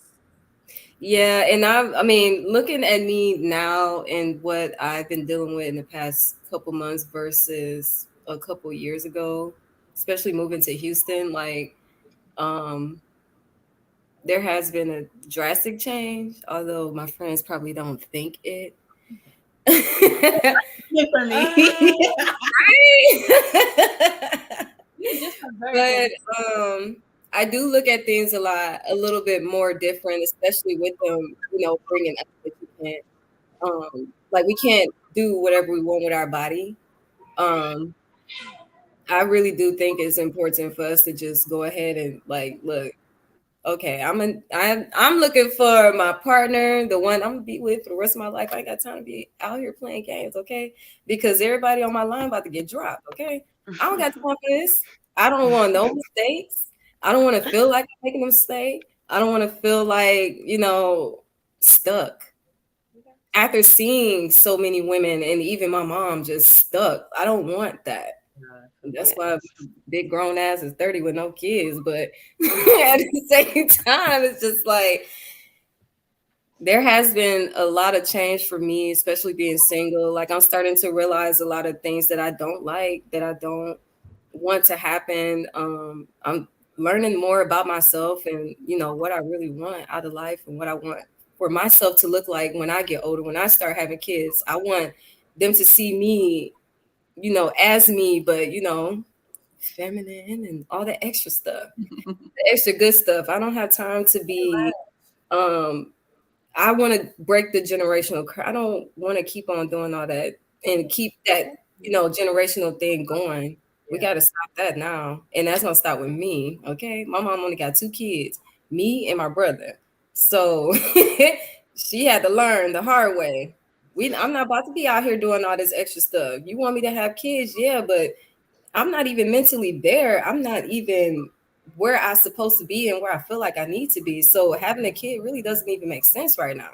And if I have the choice to say that and the choice to do it, I'm gonna do what I feel like is right until the time is right. So boom. Yeah. That was No, my I'm definitely on the wave now where like if I wouldn't want to have a baby with you, nigga, you can't even have sex with me. Like I'm not gonna lie, like the cost to access me is high at this point, like a little too high. And I am in my divine feminine nature, like so I'd be a little too psychic.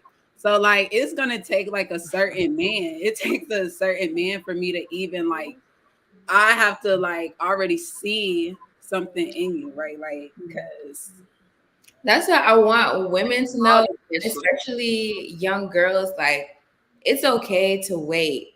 Like, you don't have Mhm. to rush into having sex Yes. with somebody. Like, it's okay to take your time, get to know somebody. Because with me, like, being in a 8-year long relationship, like, I can tell you, Lionel and I, like, we're still really not, I don't want to say we're still just like getting to know each other, but for real, like it takes a long time to really get to know someone. So there's no need to like really rush into anything, especially as serious as having sex, because the consequences are high. So, okay. Because I used to risk it. But now I'm just like, yeah, I was I gonna need say, to I learn feel that. like that's a good perspective to have too, because you're saying, after 8 years, y'all are still learning one another, and I feel like that's I feel like at this point too, like that's low key a lifetime of education that you have over with the person, because as we grow, as we become who we're meant to become, and we learn things about ourselves, and it I don't know, I can't imagine that we ever stop growing or learning. So it's like that's y'all may never stop learning about each other. You know what I'm saying? Because it's like, okay, now we're in these different stages of our lives, and this has happened to me, and this is what I've accomplished, and all different things. So it's like we continuously grow And especially with you guys, with the type of people that you are, like you're so open and like open to that growth. So it's like there will never be a closed door in that. So it's like you're always learning somebody. You have to be ready to like honestly keep dealing with this person and keep being with this person and keep working with this person. And that's what I'm learning in my own relationship.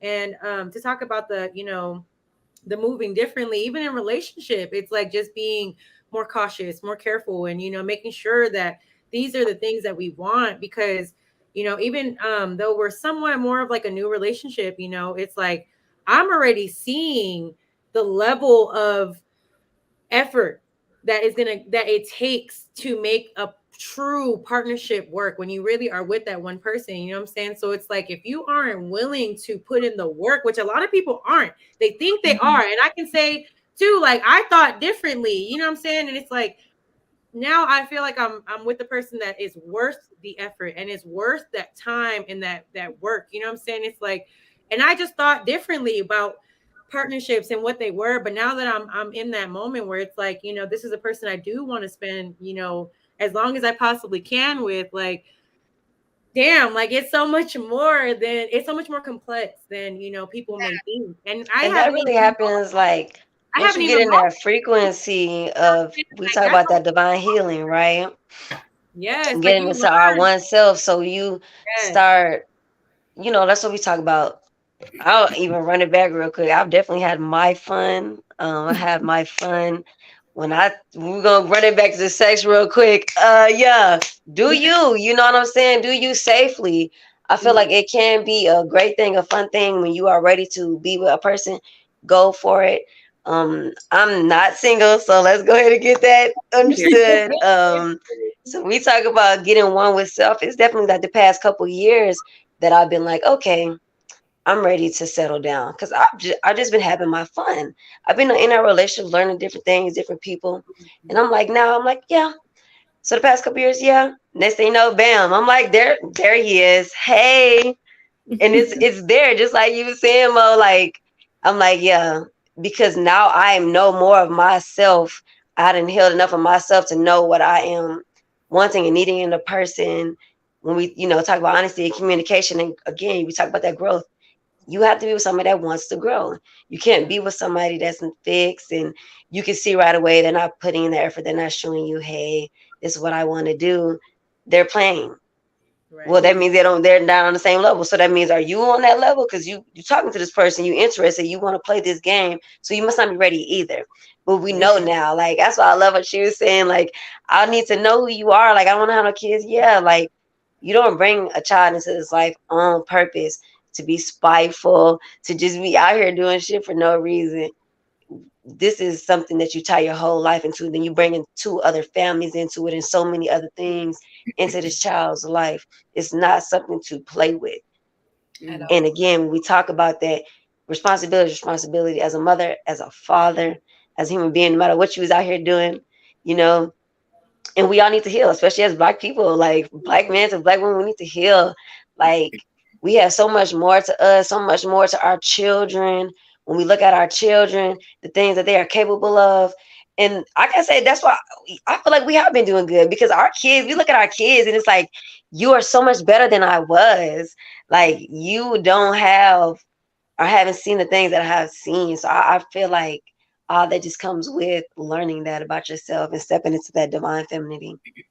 Can I say one more thing on this topic before we jump? I feel like we're going to jump soon, but one more thing. Taking out the equation of kids and the dangers of sex. You know what I'm saying? Like also taking into account just how much lust makes us dumb sometimes and makes us not realize certain things about ourselves or like the situation we might be in when it comes to practicing, being a little bit more cautious and careful with certain things. I don't always like to just make it all about the exterior things. Make it about you too, about what you deserve and what are the type of energies that you want around you and within you, because that is so real. Like you're dealing with somebody that's toxic, and yeah, the sex may be great, and you're wondering why you're like maybe feeling some type of way about this situation, or I act a little crazy here and things like that. But it's like, because you're dealing with the person and letting them, be within you. Like, so it's like, yeah, yes, you do. I am a thorough, like, I definitely believe that, you exchange those energies, whether you're protected or not. You know what I'm saying? Like, sex is such an intimate act. And I can say for myself that, like, and this doesn't have to be the truth for everybody, but in times where, personally for me, I didn't consider sex as sacred as I do at this point in my life. Like, I had a lot of years where and I look back, and of course hindsight's 2020, but I look back and I'm like, I was so lost. I was so lost myself, like who I was, what I wanted, who truly am I, and what do I really want? You know what I'm saying? I was so lost in those moments that it's like, if I would have just probably been a little bit more to myself, been more like, caring about that type of thing, then I probably would have grown mentally and spiritually a lot sooner. You know what I'm saying? And it's like, we definitely allow a lot of energies into our lives and, into ourselves, that it's like, you have to be careful with that too. Definitely, like I said, I mean, if you're the type of person that it's fun and things like that, again, just stay safe out there. But for those that may have been in the same position, you know what I'm saying? Like, as I was at that time, like, I understand you, because I was absolutely lost at one point. I can tell you that being within yourself, like, period, is always going to be the better option. And That's a great point. You'll make better decisions and better, you'll attract like things of the things that you want in your life. You know what I'm saying? And it's like, it's a thing of beauty. So definitely know your worth and surround yourself with those people that you want your future to be. And if you don't have a clear picture of that, don't go around trying to find it through intimacy like that. You can find that shit within you, and I promise you can. Like, I know it's fun, and it's like, I just gotta, get this real quick. Like, baby, they make toys for a reason. You know what I'm saying? Because sometimes that post-nut clarity is what you need. Okay, like, there's nothing wrong with absolutely. Like, ain't nothing like canceling the sex on, not even, just really on a real spiritual level. Yes, like, stop putting your own comments on the screen. Go ahead. Go ahead, Tamara. Tamara was going to say something. I was just piggybacking off of what you said, like with the whole lust thing, that can be so real because the flesh, right? But I feel like that speaks to the importance of like being in tune with yourself and being aware of your femininity, because it's almost like a form of protection. Yeah. Yeah, because when you do speak of the lust, like, I'm not trying to get too spiritual, but like, that's dealing with like the root and sacral chakras, right? The most lowest chakra levels is what that ties into. But when you are, the rest of your chakras are balanced. Your third eye is here, your crown is open, so you're able to have wisdom, you're able to use discernment. Like, so it's not just like, I need to get this nut, I don't care who I get it from. Like, I don't care what I got to do to get it. Like, you can move out of that nature. Like, yes, sex is a beautiful thing. And that is an act that, like, that shit lit. Nah, and I'm like learning that this year. Shit. I think it's more lit with a person who growth. It's called growth. You got to find those type of things out. Because just like you were saying earlier, we grew up and it was like, that was what it was to do. So when you get to a point where you realize, like, okay, actually it's more sacred. But you gotta learn. You gotta learn those things. Like, some people learn early, some people don't. Nah, that's me. That some people don't. You know what I'm saying? have a whole phase. But I guess if that's what you need to do, but I don't know, maybe we should examine why women even be going through these phases. Like, yes, especially just like, man, practice safe sex. Like, if you're on your whole phase, be on birth control, even though that shit's toxic for your womb, but you're on some toxic womb anyway. You obviously don't give a right. Like, go ahead and pop that pill, girl. Get that little insert, something. Shit. Okay. Yes. Like, shoot, and wrap it up. I mean, pregnancies, STDs, all that. We don't want to do any of that. Cut it out. No facts. But I mean, and the way that shit going, that shit don't. Okay, right? Yeah, we're losing so much time. I have so much I wanted to get to, and we're almost at 2 hours already. Okay, so Roy, if you could play this video, and I wanna switch into stuff. So we talked about this last week. We talked about this last week too, but yeah, so I'm gonna bring it back just so y'all could all see and let's talk about it. Deadbeat because I tell them you calling me a deadbeat because I tell them I was being irresponsible, yet not wearing protection. But I always tell these women that I got pregnant that I do not want to be a father to these children, and I offer to pay for the abortion. Majority of times they'll either take the abortion or they'll take a plan B. But only these 7 have kept these children. But the crazy thing about it is they want me to be responsible for some children I told them I did not want. So for some years now, some of them been trying to get in contact with me, access denied, because I don't really know why you trying to get in contact with me. I didn't told you I did not want them kids. So don't expect me to be responsible financially, emotional, spiritually, mentally, or physically with some kids I do not want.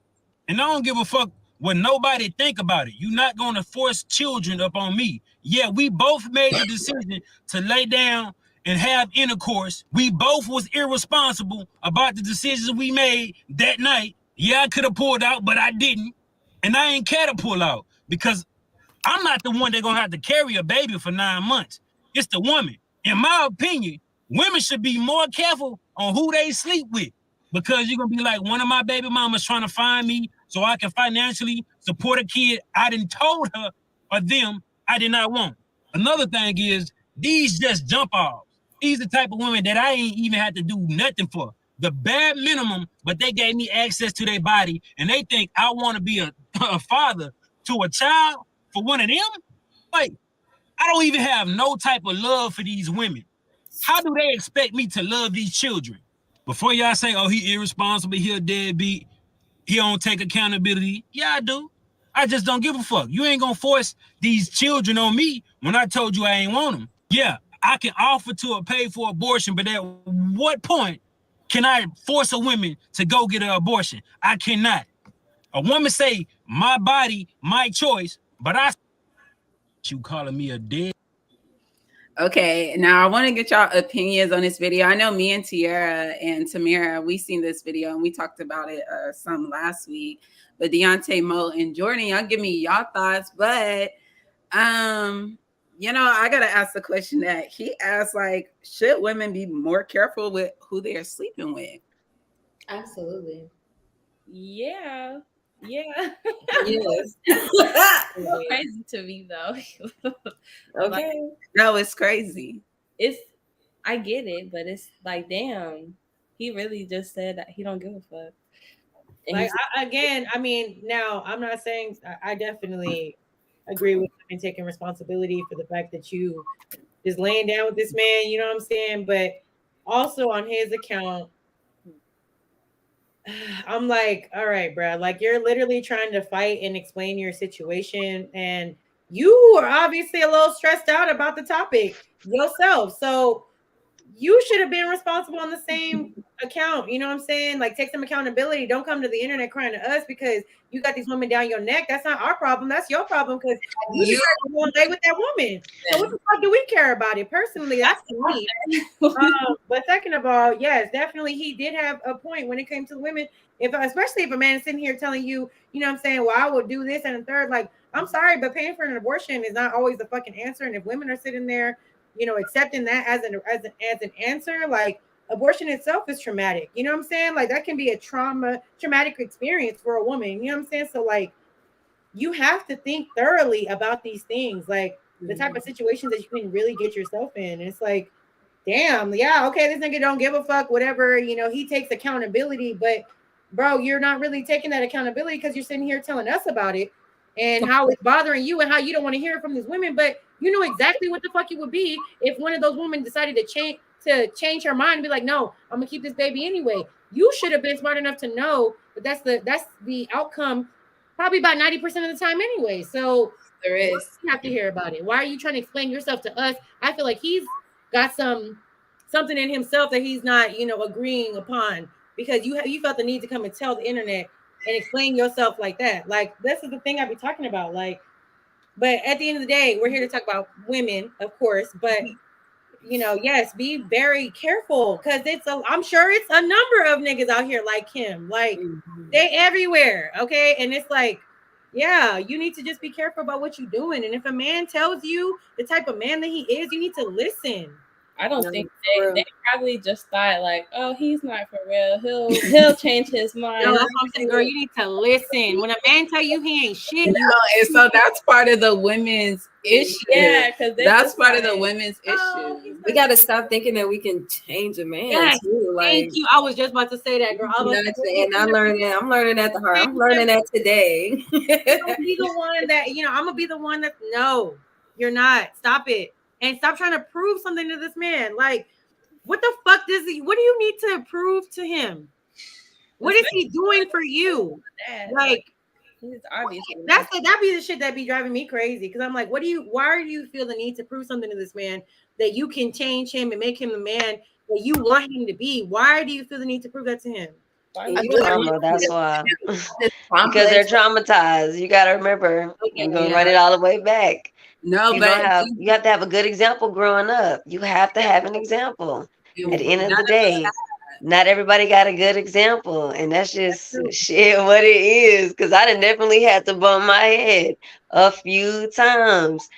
And it's just what it is. Like, it's just all about whether you're going to change, whether you're going to grow and take in those lessons. Sometimes it's harder for other people. We talk about going to therapy, getting real spiritual healing is how you get away from being in toxic relationships. Think you even have to prove anything to anyone, let alone somebody who's giving you what they're supposed to as a human being. So you grow up thinking you got to prove yourself, or you grow up not having an example, you're going to do things like that. This is why I'm here to let y'all know. This is why I'm getting worked up about it, because I personally have had my own experiences that have led me to this point. You know what I'm saying? I done been dropped and left and all kinds of shit. You know what I'm saying? Like, so just listen to me when I say, you know what I'm saying? Like, for those out there that maybe feel like they just have to prove something to, baby, you don't have to prove nothing to that man. Especially a man that has blatantly told you he don't give a fuck about you. And I speak from experience that it's just like, you are worth so much more. Y'all have so much more power than you think. Like, tune into that. You know what I'm saying? Like, really tune into that shit, because I can tell you these type of men, I'm sure they come a dime a dozen. You know what I'm saying? Like, they're out here ready to just not give a fuck. Like, and but at the end of the day, women are still fucking with them. That's what I was about to say. Because women aren't aware of their worth. They aren't in their power. They don't even love themselves. So I don't even think that absolutely perceive it. And so that's why, like, I do want to have this conversation and talk about being the divine feminine. Because Deontay, you've said, like, that we have to learn, like, and we gotta learn the hard way. But honestly, we were the last. We don't have to learn the hard way, and that's why the generation earlier is learning earlier. We definitely don't have to learn the hard way. Like, getting into your healing as early as possible. Like, for everybody, like she was saying, that's out there listening, you get that message. That's a beautiful thing. Because not everybody hears that message, or some people hear that message at a different time. Like, of course, don't keep bumping your head. Why would you ever? If somebody introduced you to something that you can know, bring you closer to you, get closer to you. That's why we're here having this conversation. Like you said, like, don't do that. Like, if you don't have to do that, don't do that. If you out here and you was like, I thought about going to therapy, but maybe not. Now you here to say, go to therapy. Go get within yourself. If you thought about getting abstinent, not having sex, you've been doing that. You want to try something up, do that. That's the right thing to do. Social media make you feel like you need to be doing that, and the third, when you need to, like you said, get within yourself. Like, that's where that healing and growth comes from. Like, somebody got to give it to you. Somebody got to show you. You got to experience that in a certain type of way. Yeah. Take this show as, if nobody else gonna tell you, let us tell you, for real, because there's a panel of very strong women on this panel tonight, and like, people have a lot of different experiences of their own, and that's why I get so passionate about that, because like I said, I have been through a lot of bullshit, you know what I'm saying, when it comes to relationships and things like that. And it's just like, let us help you to at least start that journey or that path with a better way, because I can tell y'all right now that shit that man was talking about, ain't no reason that y'all should have given him that much power to even get y'all to that point. You know what I'm saying? Like, you're worth so much more than that. You are so much more powerful than that. You are so much more powerful than these situations. You know what I'm saying? It's like, yes, it's gonna take some time. Okay, it takes time to really tap into certain things, but as long as you put the effort there, you know what I'm saying, you're gonna get there. Exactly, because a man like that is not even worth you. Like, he's not worth you opening up your legs. He's not worth your time. Mm-hmm. He doesn't value you the way that you should be valued, and he's making that clear. So that means making it so clear. And you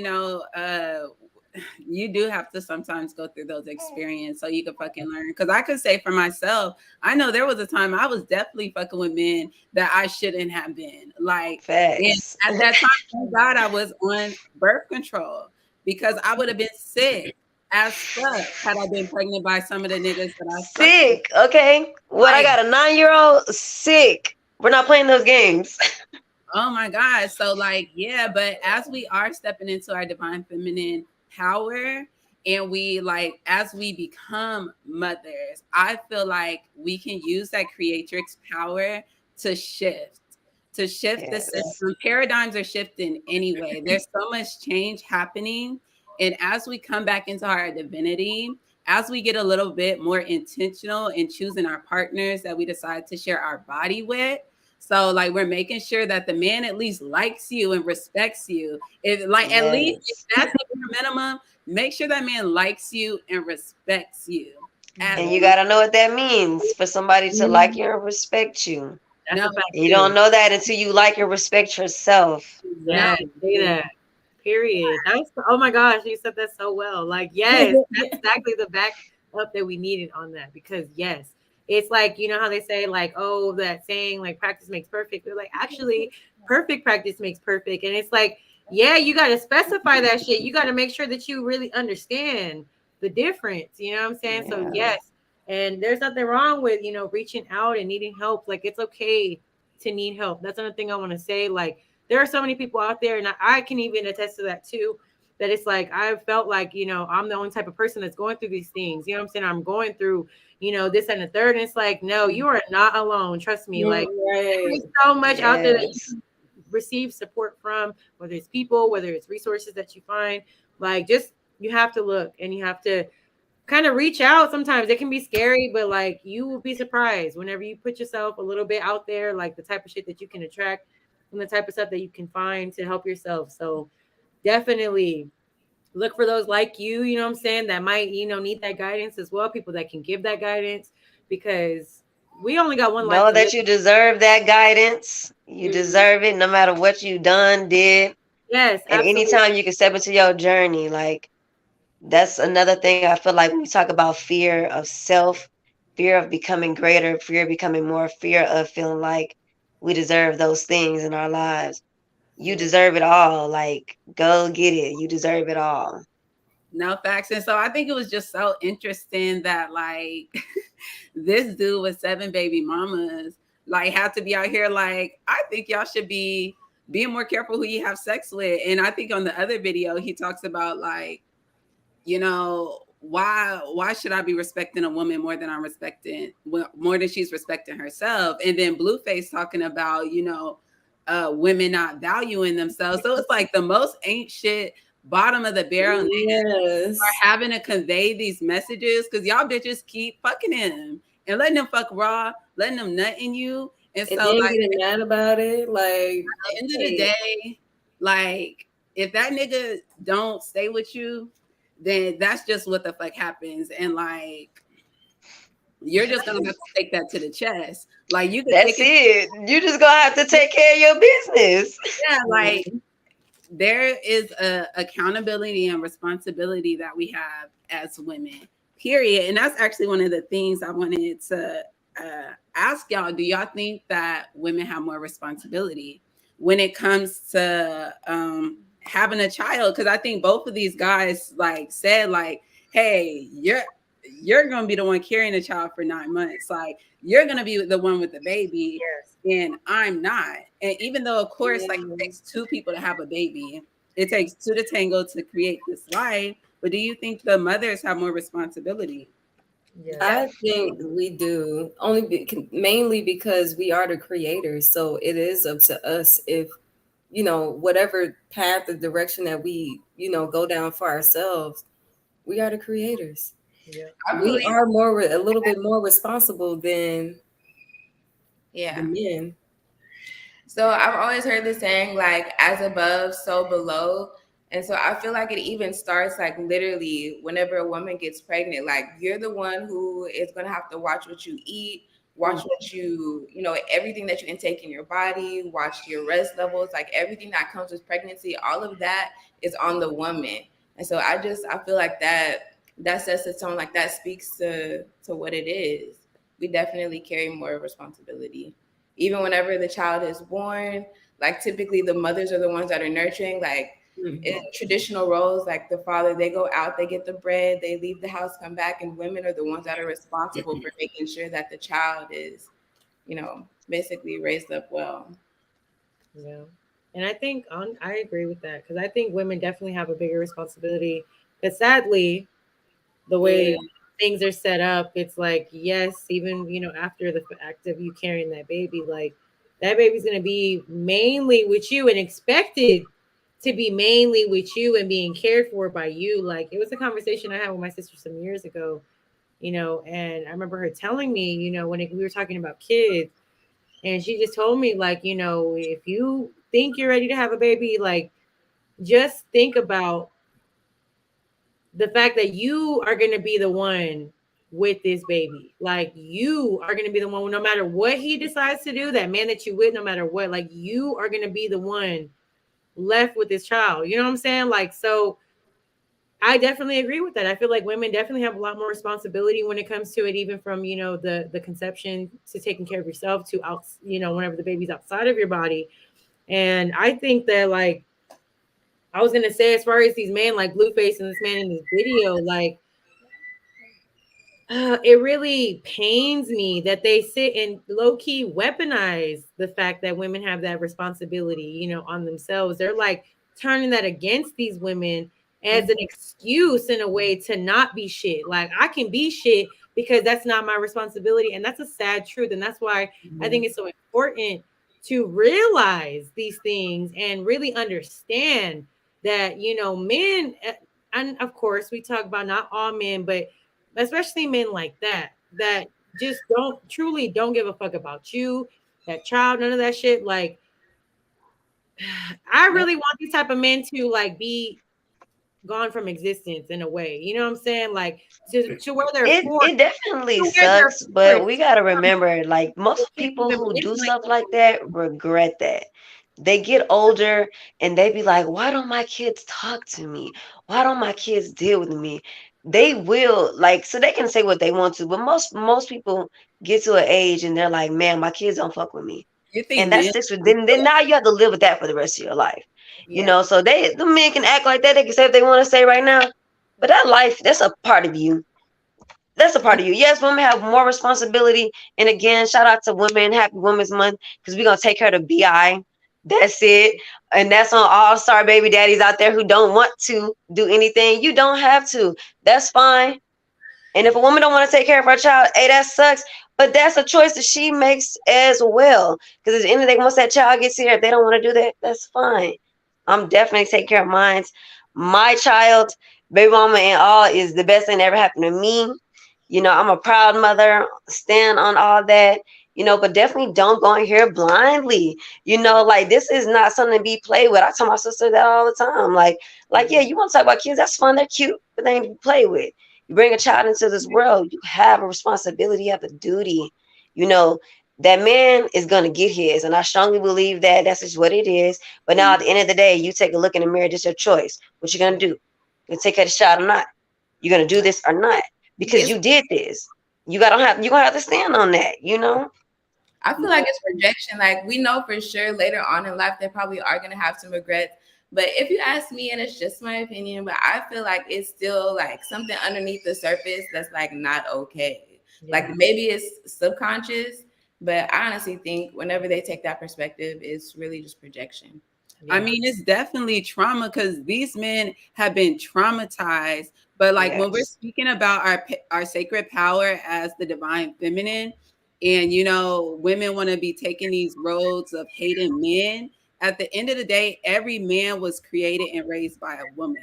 So at the end of the day, we got to look at how we need to be held accountable. We're talking about we run this shit. We're talking about all the power we have. But when women do fuck around and have a baby by the wrong nigga and they don't have that love and support of a partner, that shit isn't always the best environment for a child to come up in. Like, Yeah. I'm a single mother now, but I was blessed to like be in love and in a relationship when I could see my child, have my child, and for the first couple of years. And like, I couldn't imagine having to do that on my own. Like, shout out to the single mothers who like nigga handle that shit all on their own. But that's a very like tough time to have to go through, like to not have the person you created a child with. Like, I know that's like a hard thing to have to go through, and like a lot of trauma starts there, a lot of hurt starts there, and I'm not always able to transmute that shit. And like that's why I think about the cycles, like so many cycles. And Tiara, you were talking about wanting to break generational curses, like, and that's something that a lot of us, or at least I know I had to do that for my line. Like, I feel like I definitely stopped the cycle when it comes to my son. Like, praise God, like Oh he's yeah. in a whole nother way that I would. He's blessed already above what I Beyond measures. 7 years old. When I was 7 years old, I was dealing with so much bullshit already. It was already so much Yes. shit on my head, right? But that comes with like karma. And I'm actually one of the people that believe that um babies, we definitely do choose to come here, even when a baby comes and they know exactly the parents that they are picking. So at the end of the Yes. day, that just drives them to succeed in their life purpose, for them to grow as a soul. That's how that shit goes. So like karma will get the father. But I just want us to step into our power, like as women, like, and know that we can actually shift all this shit right now. We can actually like start working for the betterment right now. Like, I know I've done that for my son. Like, okay, so this is a new thing. Like, and I don't have past things to look on and figure out how to navigate this shit. Like, it's literally me and my divine, like, like pulling me through this. Like, ain't no other shit. So it's like you have to step up. We got to step up and realize with great power comes great responsibility. We're able to create this life. And so we need to make sure that we're making it better.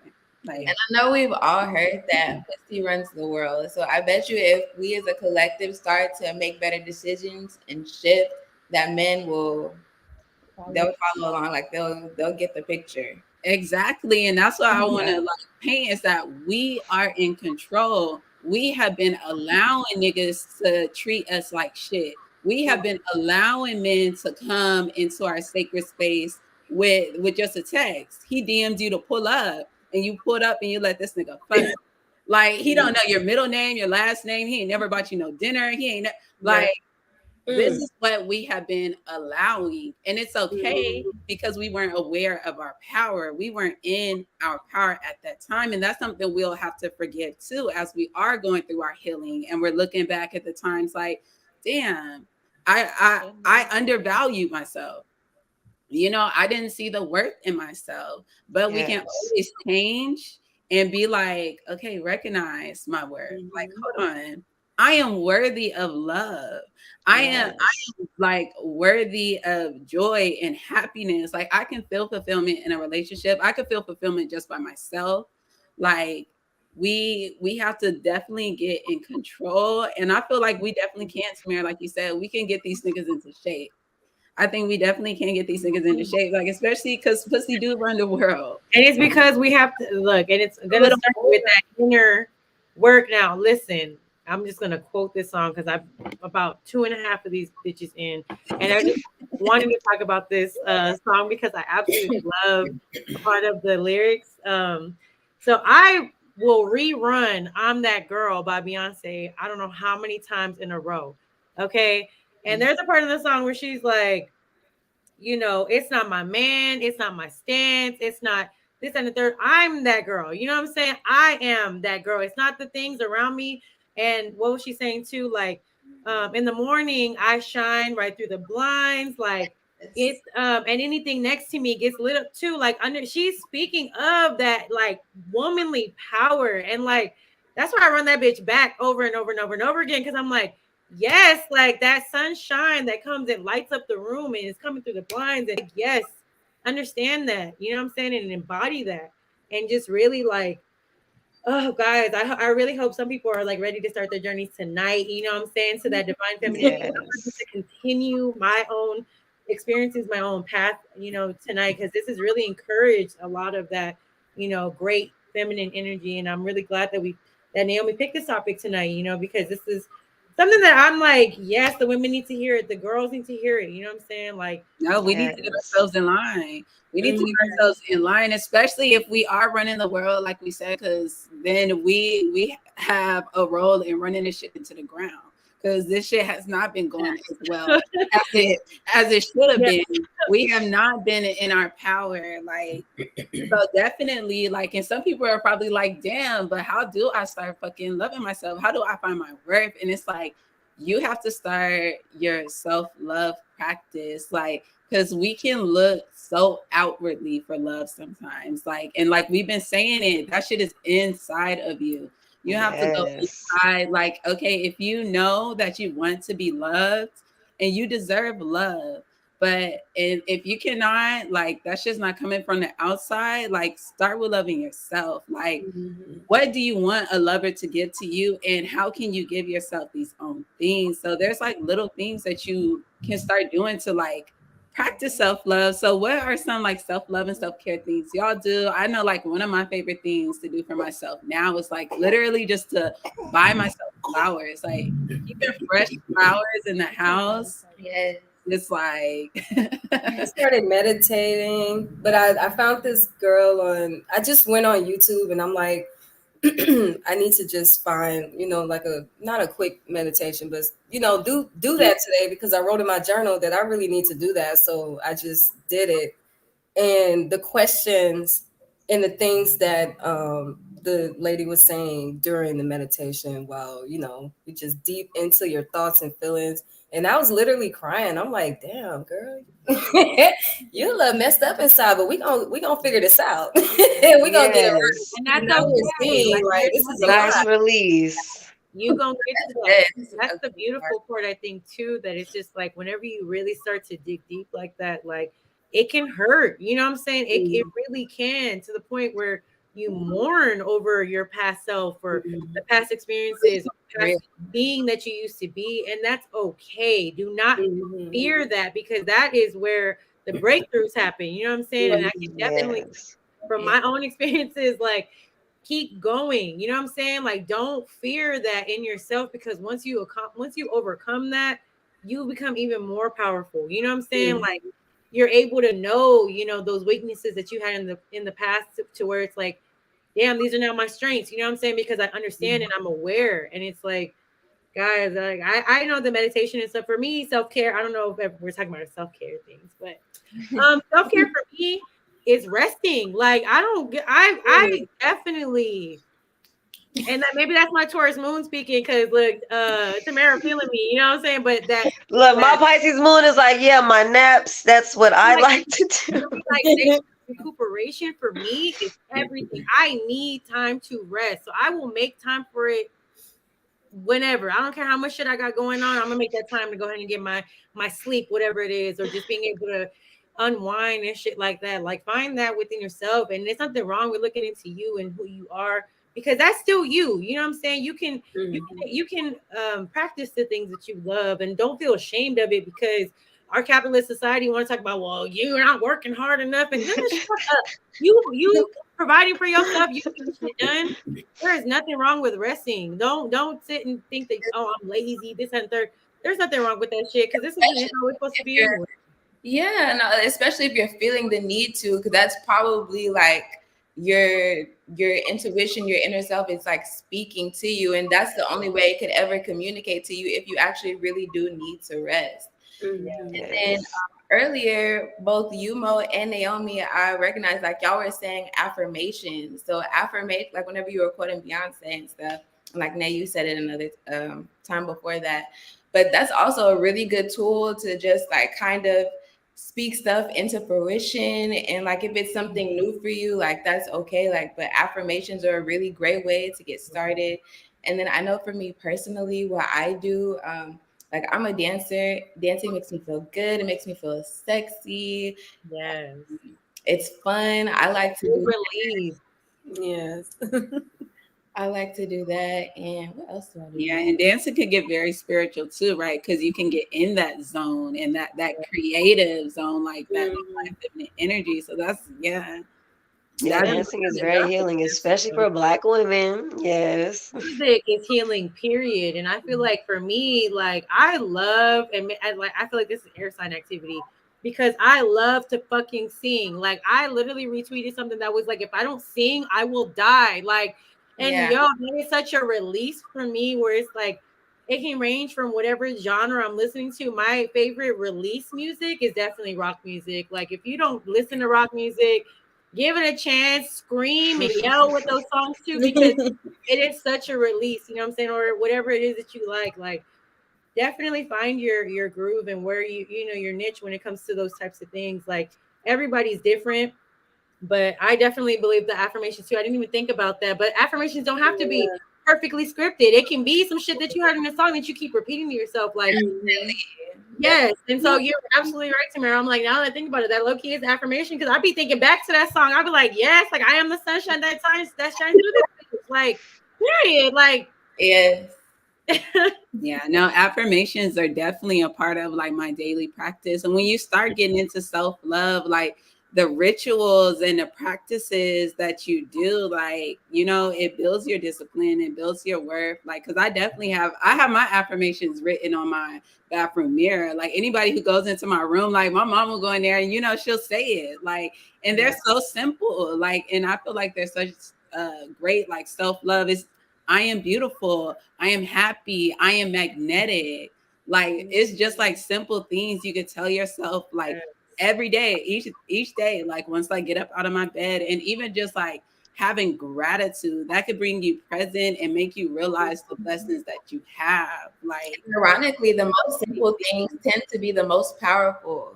Like yes. it's always be those super simple quotes, but then you take a step back, and when you're really on your healing journey, you're like, wow, that's some deep shit. Like, And I think a good way to think of affirmations too, for maybe those that want to create their own, like, because I be, you know, thinking that my affirmations aren't good enough, maybe, but like you can also, you know, think of the things that, you know, what is it that you might need to hear from a peer or a family member or something that would make you feel good about yourself. Those They're the things that you have to take and give to yourself. And that's what the biggest thing of affirmations I feel like is. It's like you're taking that energy from like what it is that you feel you need and you're giving it to yourself. You're feeding back into yourself. And that's again just like what we've been talking about this whole show, like really getting in tune with self because it's so important. So Mhm. y'all guys, I mean, shit, even if you feel like you can't set up your own, look, y'all can look up a little TikTok or something. Y'all can look online. Like, it's so No many find what works facts. for out you. here. It's A so good many. way to do like to in a practice is with the affirmations is get up and say it when you wake up. Say it when you wake up or when in the mirror. Make it a I habit. And I love that I'm talking about affirmations because I had a stint where I had did something with like 3 months, and I would wake up on bad days and I just hear I am grateful, and I'm like, okay, you know, and it really does change your life. It just Yeah. could be just the most important thing to use, just as simple as something like I am loved, or I say this with my daughter. We both say I love myself unconditionally, and her bad days, and she's like, I'm like, those just affirmations we do them regularly, and she loves it. We get in the car, and she's like, can I do some? She's making up her own, and definitely do that with kids, boys and girls, whoever's listening. Do that with your kids. Keep that going. Start early. And no also, period. also just to make a quick comment on the affirmations thing too, because I can say too, whenever you're maybe not where you feel you want to be, it can feel like you're being a little bit delusional. It's okay to feel a little bit delusional because sometimes Yes. you gotta just let that delusion ride. You know what I'm saying? It's like a fake it till you make it type of thing. Like, yeah, keep pressing that shit into yourself. You might feel a little delusional, maybe you feel like you got imposter syndrome or something like that, but no, like keep pressing and putting that energy into yourself because eventually the more you practice it, the more you allow those thoughts into your mind, the more you start to believe them and really embody them. You know what I'm saying? So if you're out there feeling like I'm a fraud, I don't really feel this way, keep doing it until you do. You know what I'm saying? Because you aren't reaching that level within yourself yet. So I definitely had moments where I feel like you're being delusional, Monique. But now I can tell you I believe them things about myself. Like, yeah, you can't tell me shit. Yeah, that's a great point Yes. because affirmations, you're literally like changing the neural pathways in your brain. So it's gonna take time. Like it's an actual shift. But Yeah. if you would know that that's what's happening, just stay the course, and eventually you start to feel different whenever you say them, and that's whenever the change happens. So Exactly. Yes, and to even add on to that, our bodies are 75% water, and water is able to pick up and hold frequencies. So, like, if you are to speak into your water, like you are healing, you are nourishing, like you actually program the water to be just that. That's how powerful our speech is, right? And especially once we are in that divine feminine energy, our magic is coming through, our magnetism is coming through. So when you are saying those affirmations to yourself, you are programming the cells in your body to actually be that. So like another one of my affirmations is I am healthy. Like that's something I tell myself every day. Like, and it's something we could take for granted. And that's why I be grateful for that too. Like, and I wake up and I be doing my yoga. That's another way to release, like get into your hips. That's where we be storing trauma, especially as women. Like, baby, stretch that shit out. Okay. Like, so it's just so Yes. many different things that you can like feed into yourself. Like, whatever you like to do, and maybe you don't know, like I don't know what I like, then explore some shit, try some different things out, and you'll like some, you won't like others, but then you'll know, how, what you need and how to give that to yourself. And then once you actually you love yourself deeply, that opens you up to be able to receive love from others and also be able to give love to others. Like, so it's just, I think once you're on like a self-love, self-care journey, like you just put some emphasis on yourself, like everything changes. Like you're able to shift so many things. And Deontay, you were talking about like how your daughter says her affirmations. Like another one of the things of our power I wanted to speak on was that as mothers, we are our child's first teacher. We are our child's first teacher. And I think that's another like powerful responsibility we have. Like, and it's best to come at this like journey in motherhood from a healed state so you can actually Yes. like set your child up for the best. Cause like for my son, like meditation and yoga and affirmations, like all this like magic and soul talk, this is like regular for him. And never in my life would I have been exposed to that. And so I feel like even just when you shift yourself, you're able to shift your children. And once you shift your Yes. children, this new generation, when they're coming up loving themselves, when they're coming up knowing their worth, they're able to already be in their divinity, because kids already come here on their divinity, but parents be fucked up. And we fuck them Yes. up. We throw them off their course, we make them lost. So like when we are coming different as parents, we can better prepare our children to be more in a divine state. Like, because it was something I was watching a video, it was saying like, the past souls that were born like us, we had to have heavy karmic lessons. Like we chose our parents on what they couldn't provide for us, so we would be able to evolve as a soul. But now the children being born, like they're choosing their parents on what they could give to them, like how they're going to help them along on their spiritual journey. Because Yes. this next generation, they different. Like I know my son, like especially with your daughter, um, Deontay's daughter and my son are friends, and that's actually how we became so connected. Even though we're both from San Antonio, so that's Yes. really how we ended up making the connection. And I feel like, And also, I want to say Tamara, Jordan, and Deontay, all y'all babies are Virgo moons, and I'm a Virgo moon too. So it's so What? like no, I feel like all the babies around me be having a Virgo moon, and That's wild. like they're all my little god babies, even though that's my god I baby. love it. Wow. No, so like yeah, like being Yeah, our kids are definitely that Pluto and Capricorn generation, because Capricorn is the feminine sign. That's like the mother sign. Well, that's the father sign. Cancer is the mother sign. Opposites. It's like they're like, okay, what can you do for me? How can you provide for me? How can I learn from you? Are you going to try to tell me what to do, or if we're gonna argue, are you gonna listen to me? Because that's a big thing. Listen to your kids, because they're gonna tell you about yourself. If you have a child out here in this world, they're definitely going to tell you about yourself, and you need to let them, you know. And I feel like that's our responsibility as mothers as well. And I no, feel like my child is definitely teaching me that. no, like our children have so much to teach us as much as we have to teach them. Like, and I honestly think like the relationship we have with our children is like the most important of the soul connections that we have here. Like it's something that really is supposed to endure for a lifetime, right? If you're actually there for your children. This is like a life till death relationship that you're supposed to have. So it's Yes.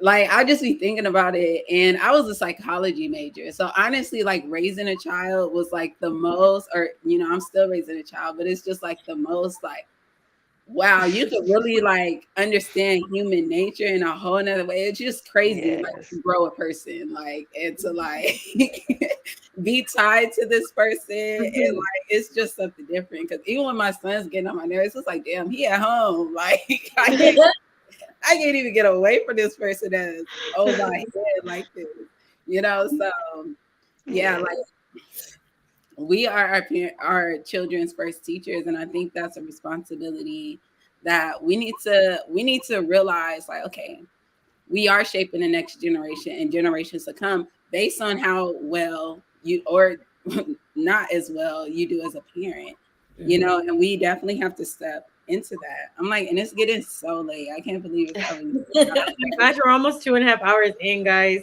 I know. I knew it was gonna be so. Oh, but I do want to add. I'm sorry to be jumping from the No, kids go ahead. parents, but as women, I did. Even Naomi telling me that shit. I need to surrender. We need to start surrendering. Stop trying to control things in our life that we cannot control. That's Go a big with the part of flow. feminine. That's part of our It's feminine so energy. hard, Yes. but Yes. it's very really really needed. And the day that I surrendered, I was like bawling. I'm like, girl, what the? Okay, you can't keep trying to control this because nothing is happening. Like you keep going down and going in a downward spiral, trying to control something that you just need to let go and just let it flow. Because going through that, you learn that you really can't even control what you're trying to control most of the time. Like I had to learn that the hard way. That was a big lesson for me. It's just learning to kind of let go, let situations be what they are gonna be. Shoot, Let people let go, let God, one way or another. show you who they are. And then honestly, whenever you do surrender in that way, life tends to go a lot smoother because you're in a place where you're actually supposed to be instead of trying to force situations. Mm-hmm. Okay, I'm like, I had so much other things I want to talk to. I'm gonna skip to the bottom of my notes, and I want to talk about the divine feminine principle of Mayat, which is like a Kemetic ancient Egyptian principle of balance, right? Like, and I feel like in this world, in society, let me just speak on America, like things are just so out of balance. We're in this hardcore patriarchal society, which isn't conducive for our mental health. It's not good for our physical health. Like it's not good for our spiritual health. It's not even good for the planet. Like, so I feel like things have just been so out of balance. And I've been feeling this, and like I always just be talking about the earth. I feel so connected to the earth. And I'm just like, the way things have been going, it's just not right. And like I really just be I'm ready to switch shit up. Like I'm ready to work with Mama Earth. I've been getting the messages. Like, I be in the garden talking to my plants, and I feel like it's our divine feminine duty to start getting this shit in balance. So, but first, we got to start with ourselves. So, like, get ourselves in line. And I also want to say, like, it's time to heal the Black family. So I want to ask the divine feminine, like, are y'all ready to bury the hatchet with the Black masculine? Like, are we ready to let go of the hurt and the harm and the trauma that we've had to go through with the masculine so we can start anew? Or are we still gonna keep hating these niggas and being mad and being scorned and being hurt and holding on to the trauma? Like, or is it time to move towards something else? I'm like, for me, I I think don't that's hate nobody, so yeah. I'm I like, don't I hate nobody. definitely Not a man, not a woman. I have no reason to hate anybody. I could not sit here and live my truth and raise a child and put hate on anybody. I have conversations with my daughter, like about getting revenge, on kids at school. There's no need for that negativity altogether. Like, bury the hatchet, not for somebody else, but for you. Like, heal. Like, who cares? Because it's as so we much could talk about all energy. these weak dudes and who suck, there's plenty of good men out there that's willing, ready, healing, and doing that same thing. There is no reason to harp on things that did not work. And no Mm. reason to hate, no reason to be mad. Go be with the person that you meant to be with. No, don't hold on to nothing. We Yeah, definitely also need think to about take where it and learn. like if you're focused on the fact that there are so many men that ain't shit and stuff like that, then that's what you're gonna attract. That's what you're gonna Exactly. constantly notice in life. Or if you focus on the fact that, well, there is, someone out there for me, or there are a lot of good men out there, because there are, then, that'll naturally manifest into your reality. Mhm. I'm Well, like, yeah, I definitely have to get off, especially dealing with the person that I have been dealing with for so many years. I started to realize that you need to start taking accountability for, what you're allowing and stuff. Yeah, you can blame him, but you need to blame yourself because you keep putting yourself in this situation and you Yes. know better. You know better. So do better. I always say that you teach people how to treat you by what you feed them, and that's been like a thing that's has stood true like through all these years. You know what I'm saying? Like, I may have allowed a lot of different things, and I was obviously dealing with the repercussions of that. But just if anybody else ain't gonna tell you again, like y'all, whatever you allow, you're showing someone how to treat you. So don't take And that if you lightly. don't know what you allow, why you allow the things you do allow, go to therapy. Yeah, Because get we a can little sit here all deeper. day and be like, yeah, you allow, but why do you allow these things to go on in your life? Like, why are we doing this to ourselves? Right. Go get therapy. You gotta start there. Like, now you're here, you aware. Now you're like, okay, but what does that even mean to me? Go find out. Take accountability.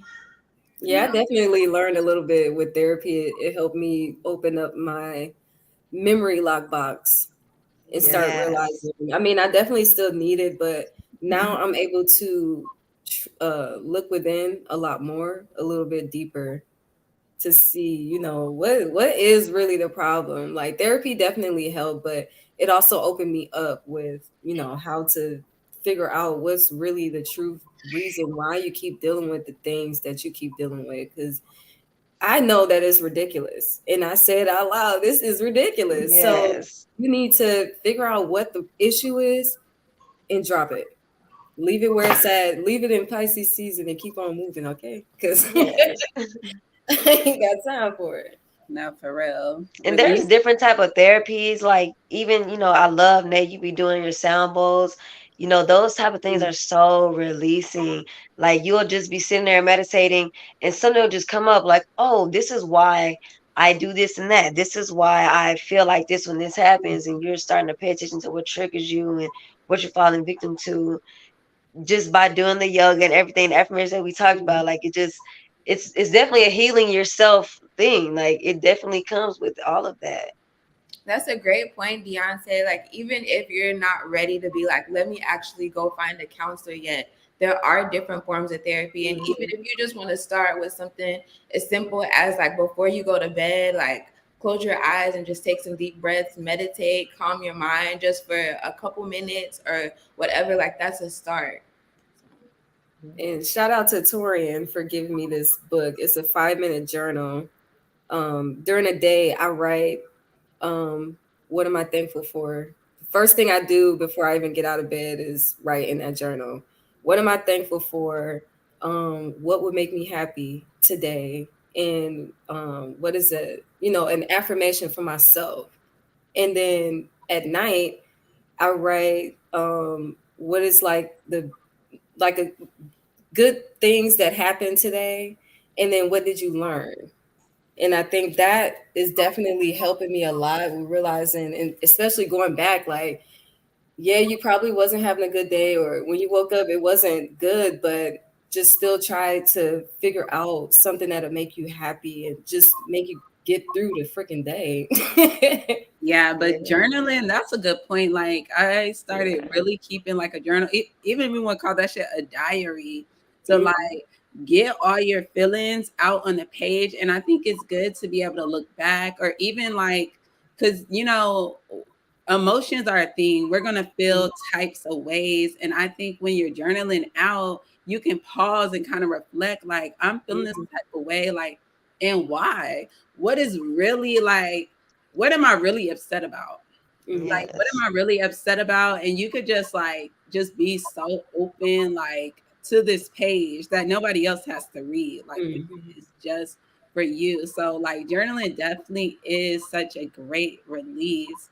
So like, okay, since it's time to heal the Black family, I feel like as we step up into our divine femininity, I think we're gonna have to be the leaders and go first for sure.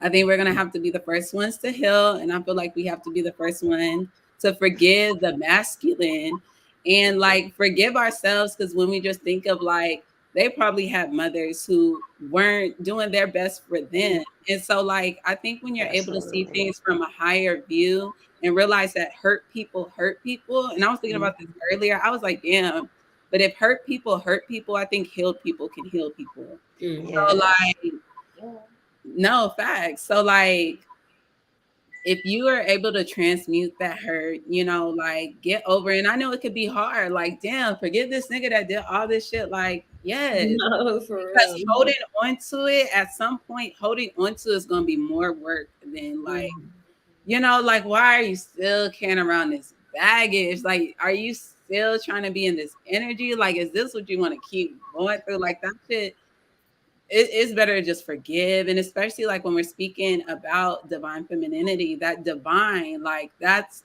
God, and God is forgiveness. God offers forgiveness. And so that's part of it. We have to be able to be like, you know what, you did what you did. You hurt me, and I felt hurt. I felt that, but I forgive you because I know there was probably something that hurt you and that didn't allow you to be able to care for me the way you did. And I couldn't even care for me the way I wanted to at a point too.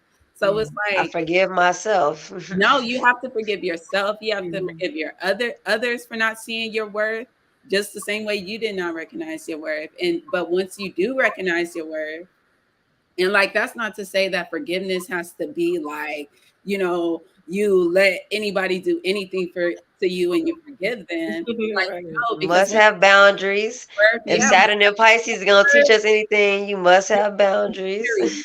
Like, yes, I forgive you, but you can't treat me like that no more. Like, Yeah. I don't allow that type of behavior in my energy anymore, but I forgive you. Like, and I can move forward from that. And then you could focus on things that are more aligned for you instead of being in that same energy that you have been. I feel like part of awareness and coming into consciousness is paying attention to how you're allowing yourself to feel and like drawing your awareness to the quality of your experience being here, literally, moment to And moment. know that your feelings will pass. They're not No, gonna always they stay the do. same. They always do. And that's like, thank God that they do, right? Like, and that's Yes. it'd be so interesting. Like when I be like angry, I think that's literally one of the worst things because it's crazy how irrational that shit can get. Like Oh you're yeah. upset and you're like, Yes.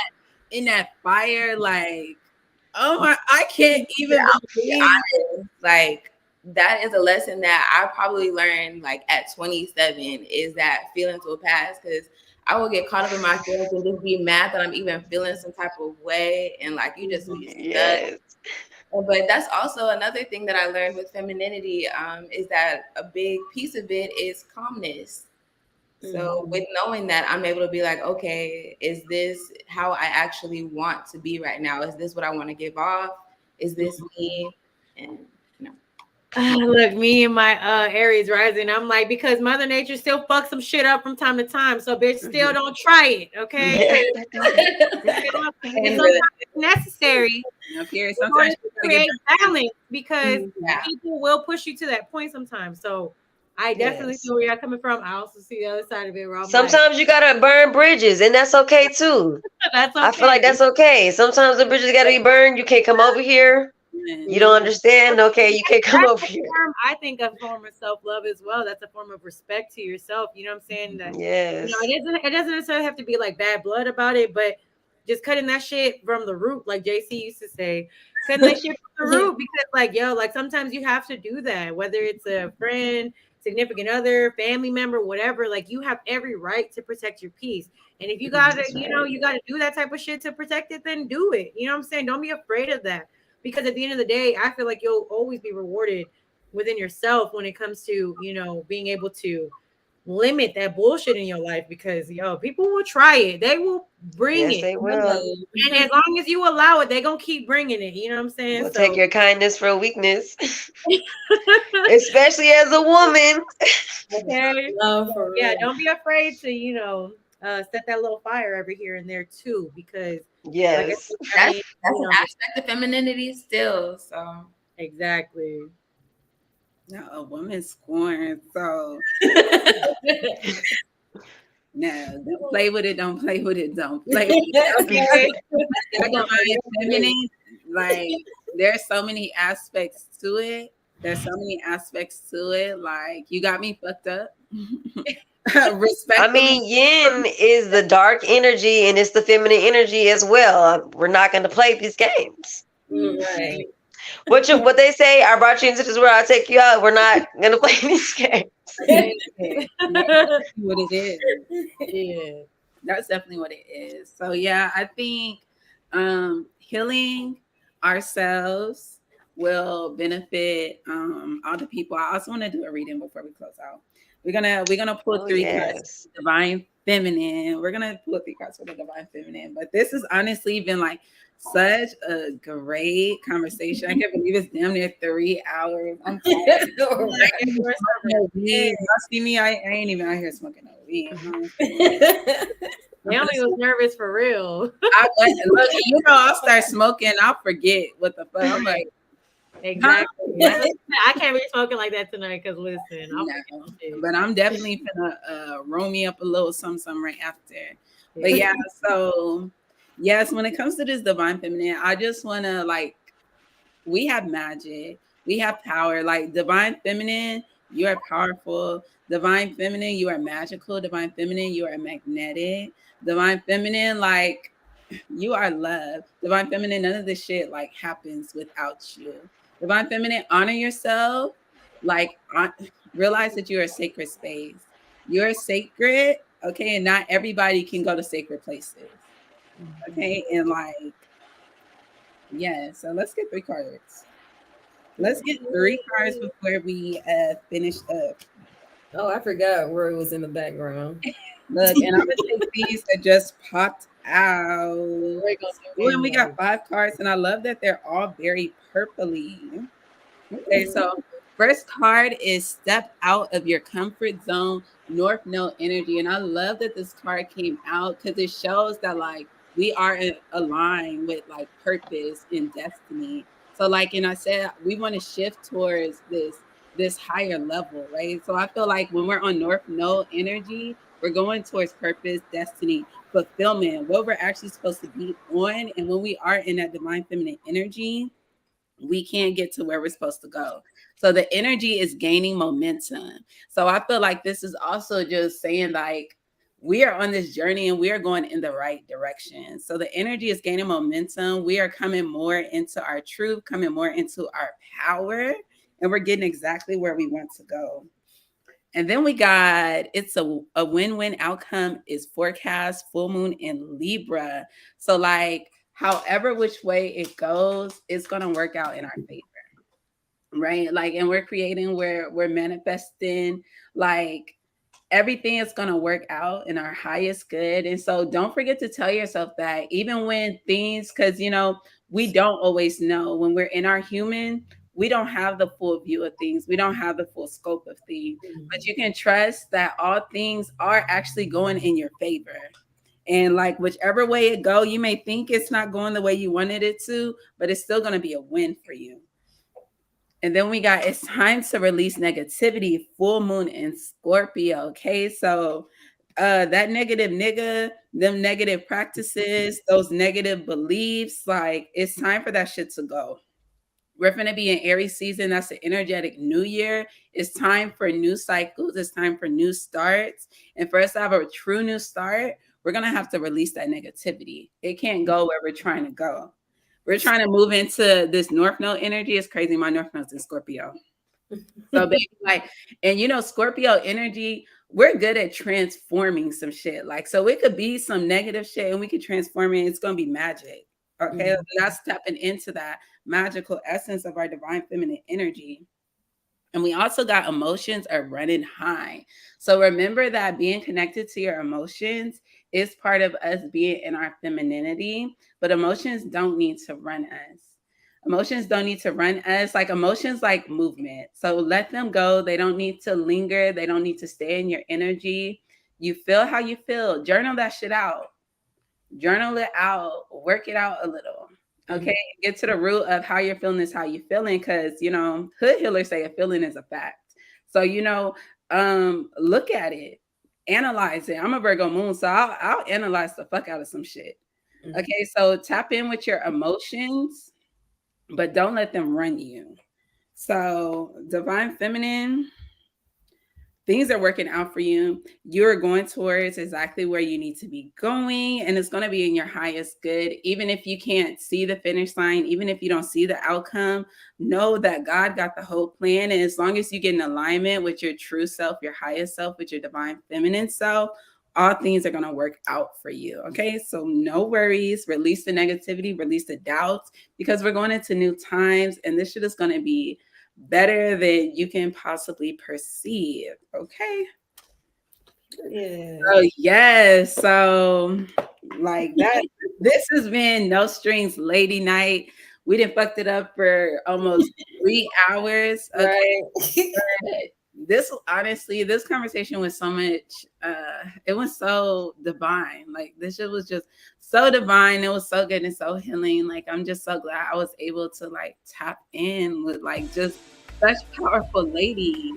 Not the music kind of You said, go ahead and wrap it up like it's an awesome piece. so this has been No Strings Attached. Thank y'all for watching. Make sure you like, comment, subscribe, share the show.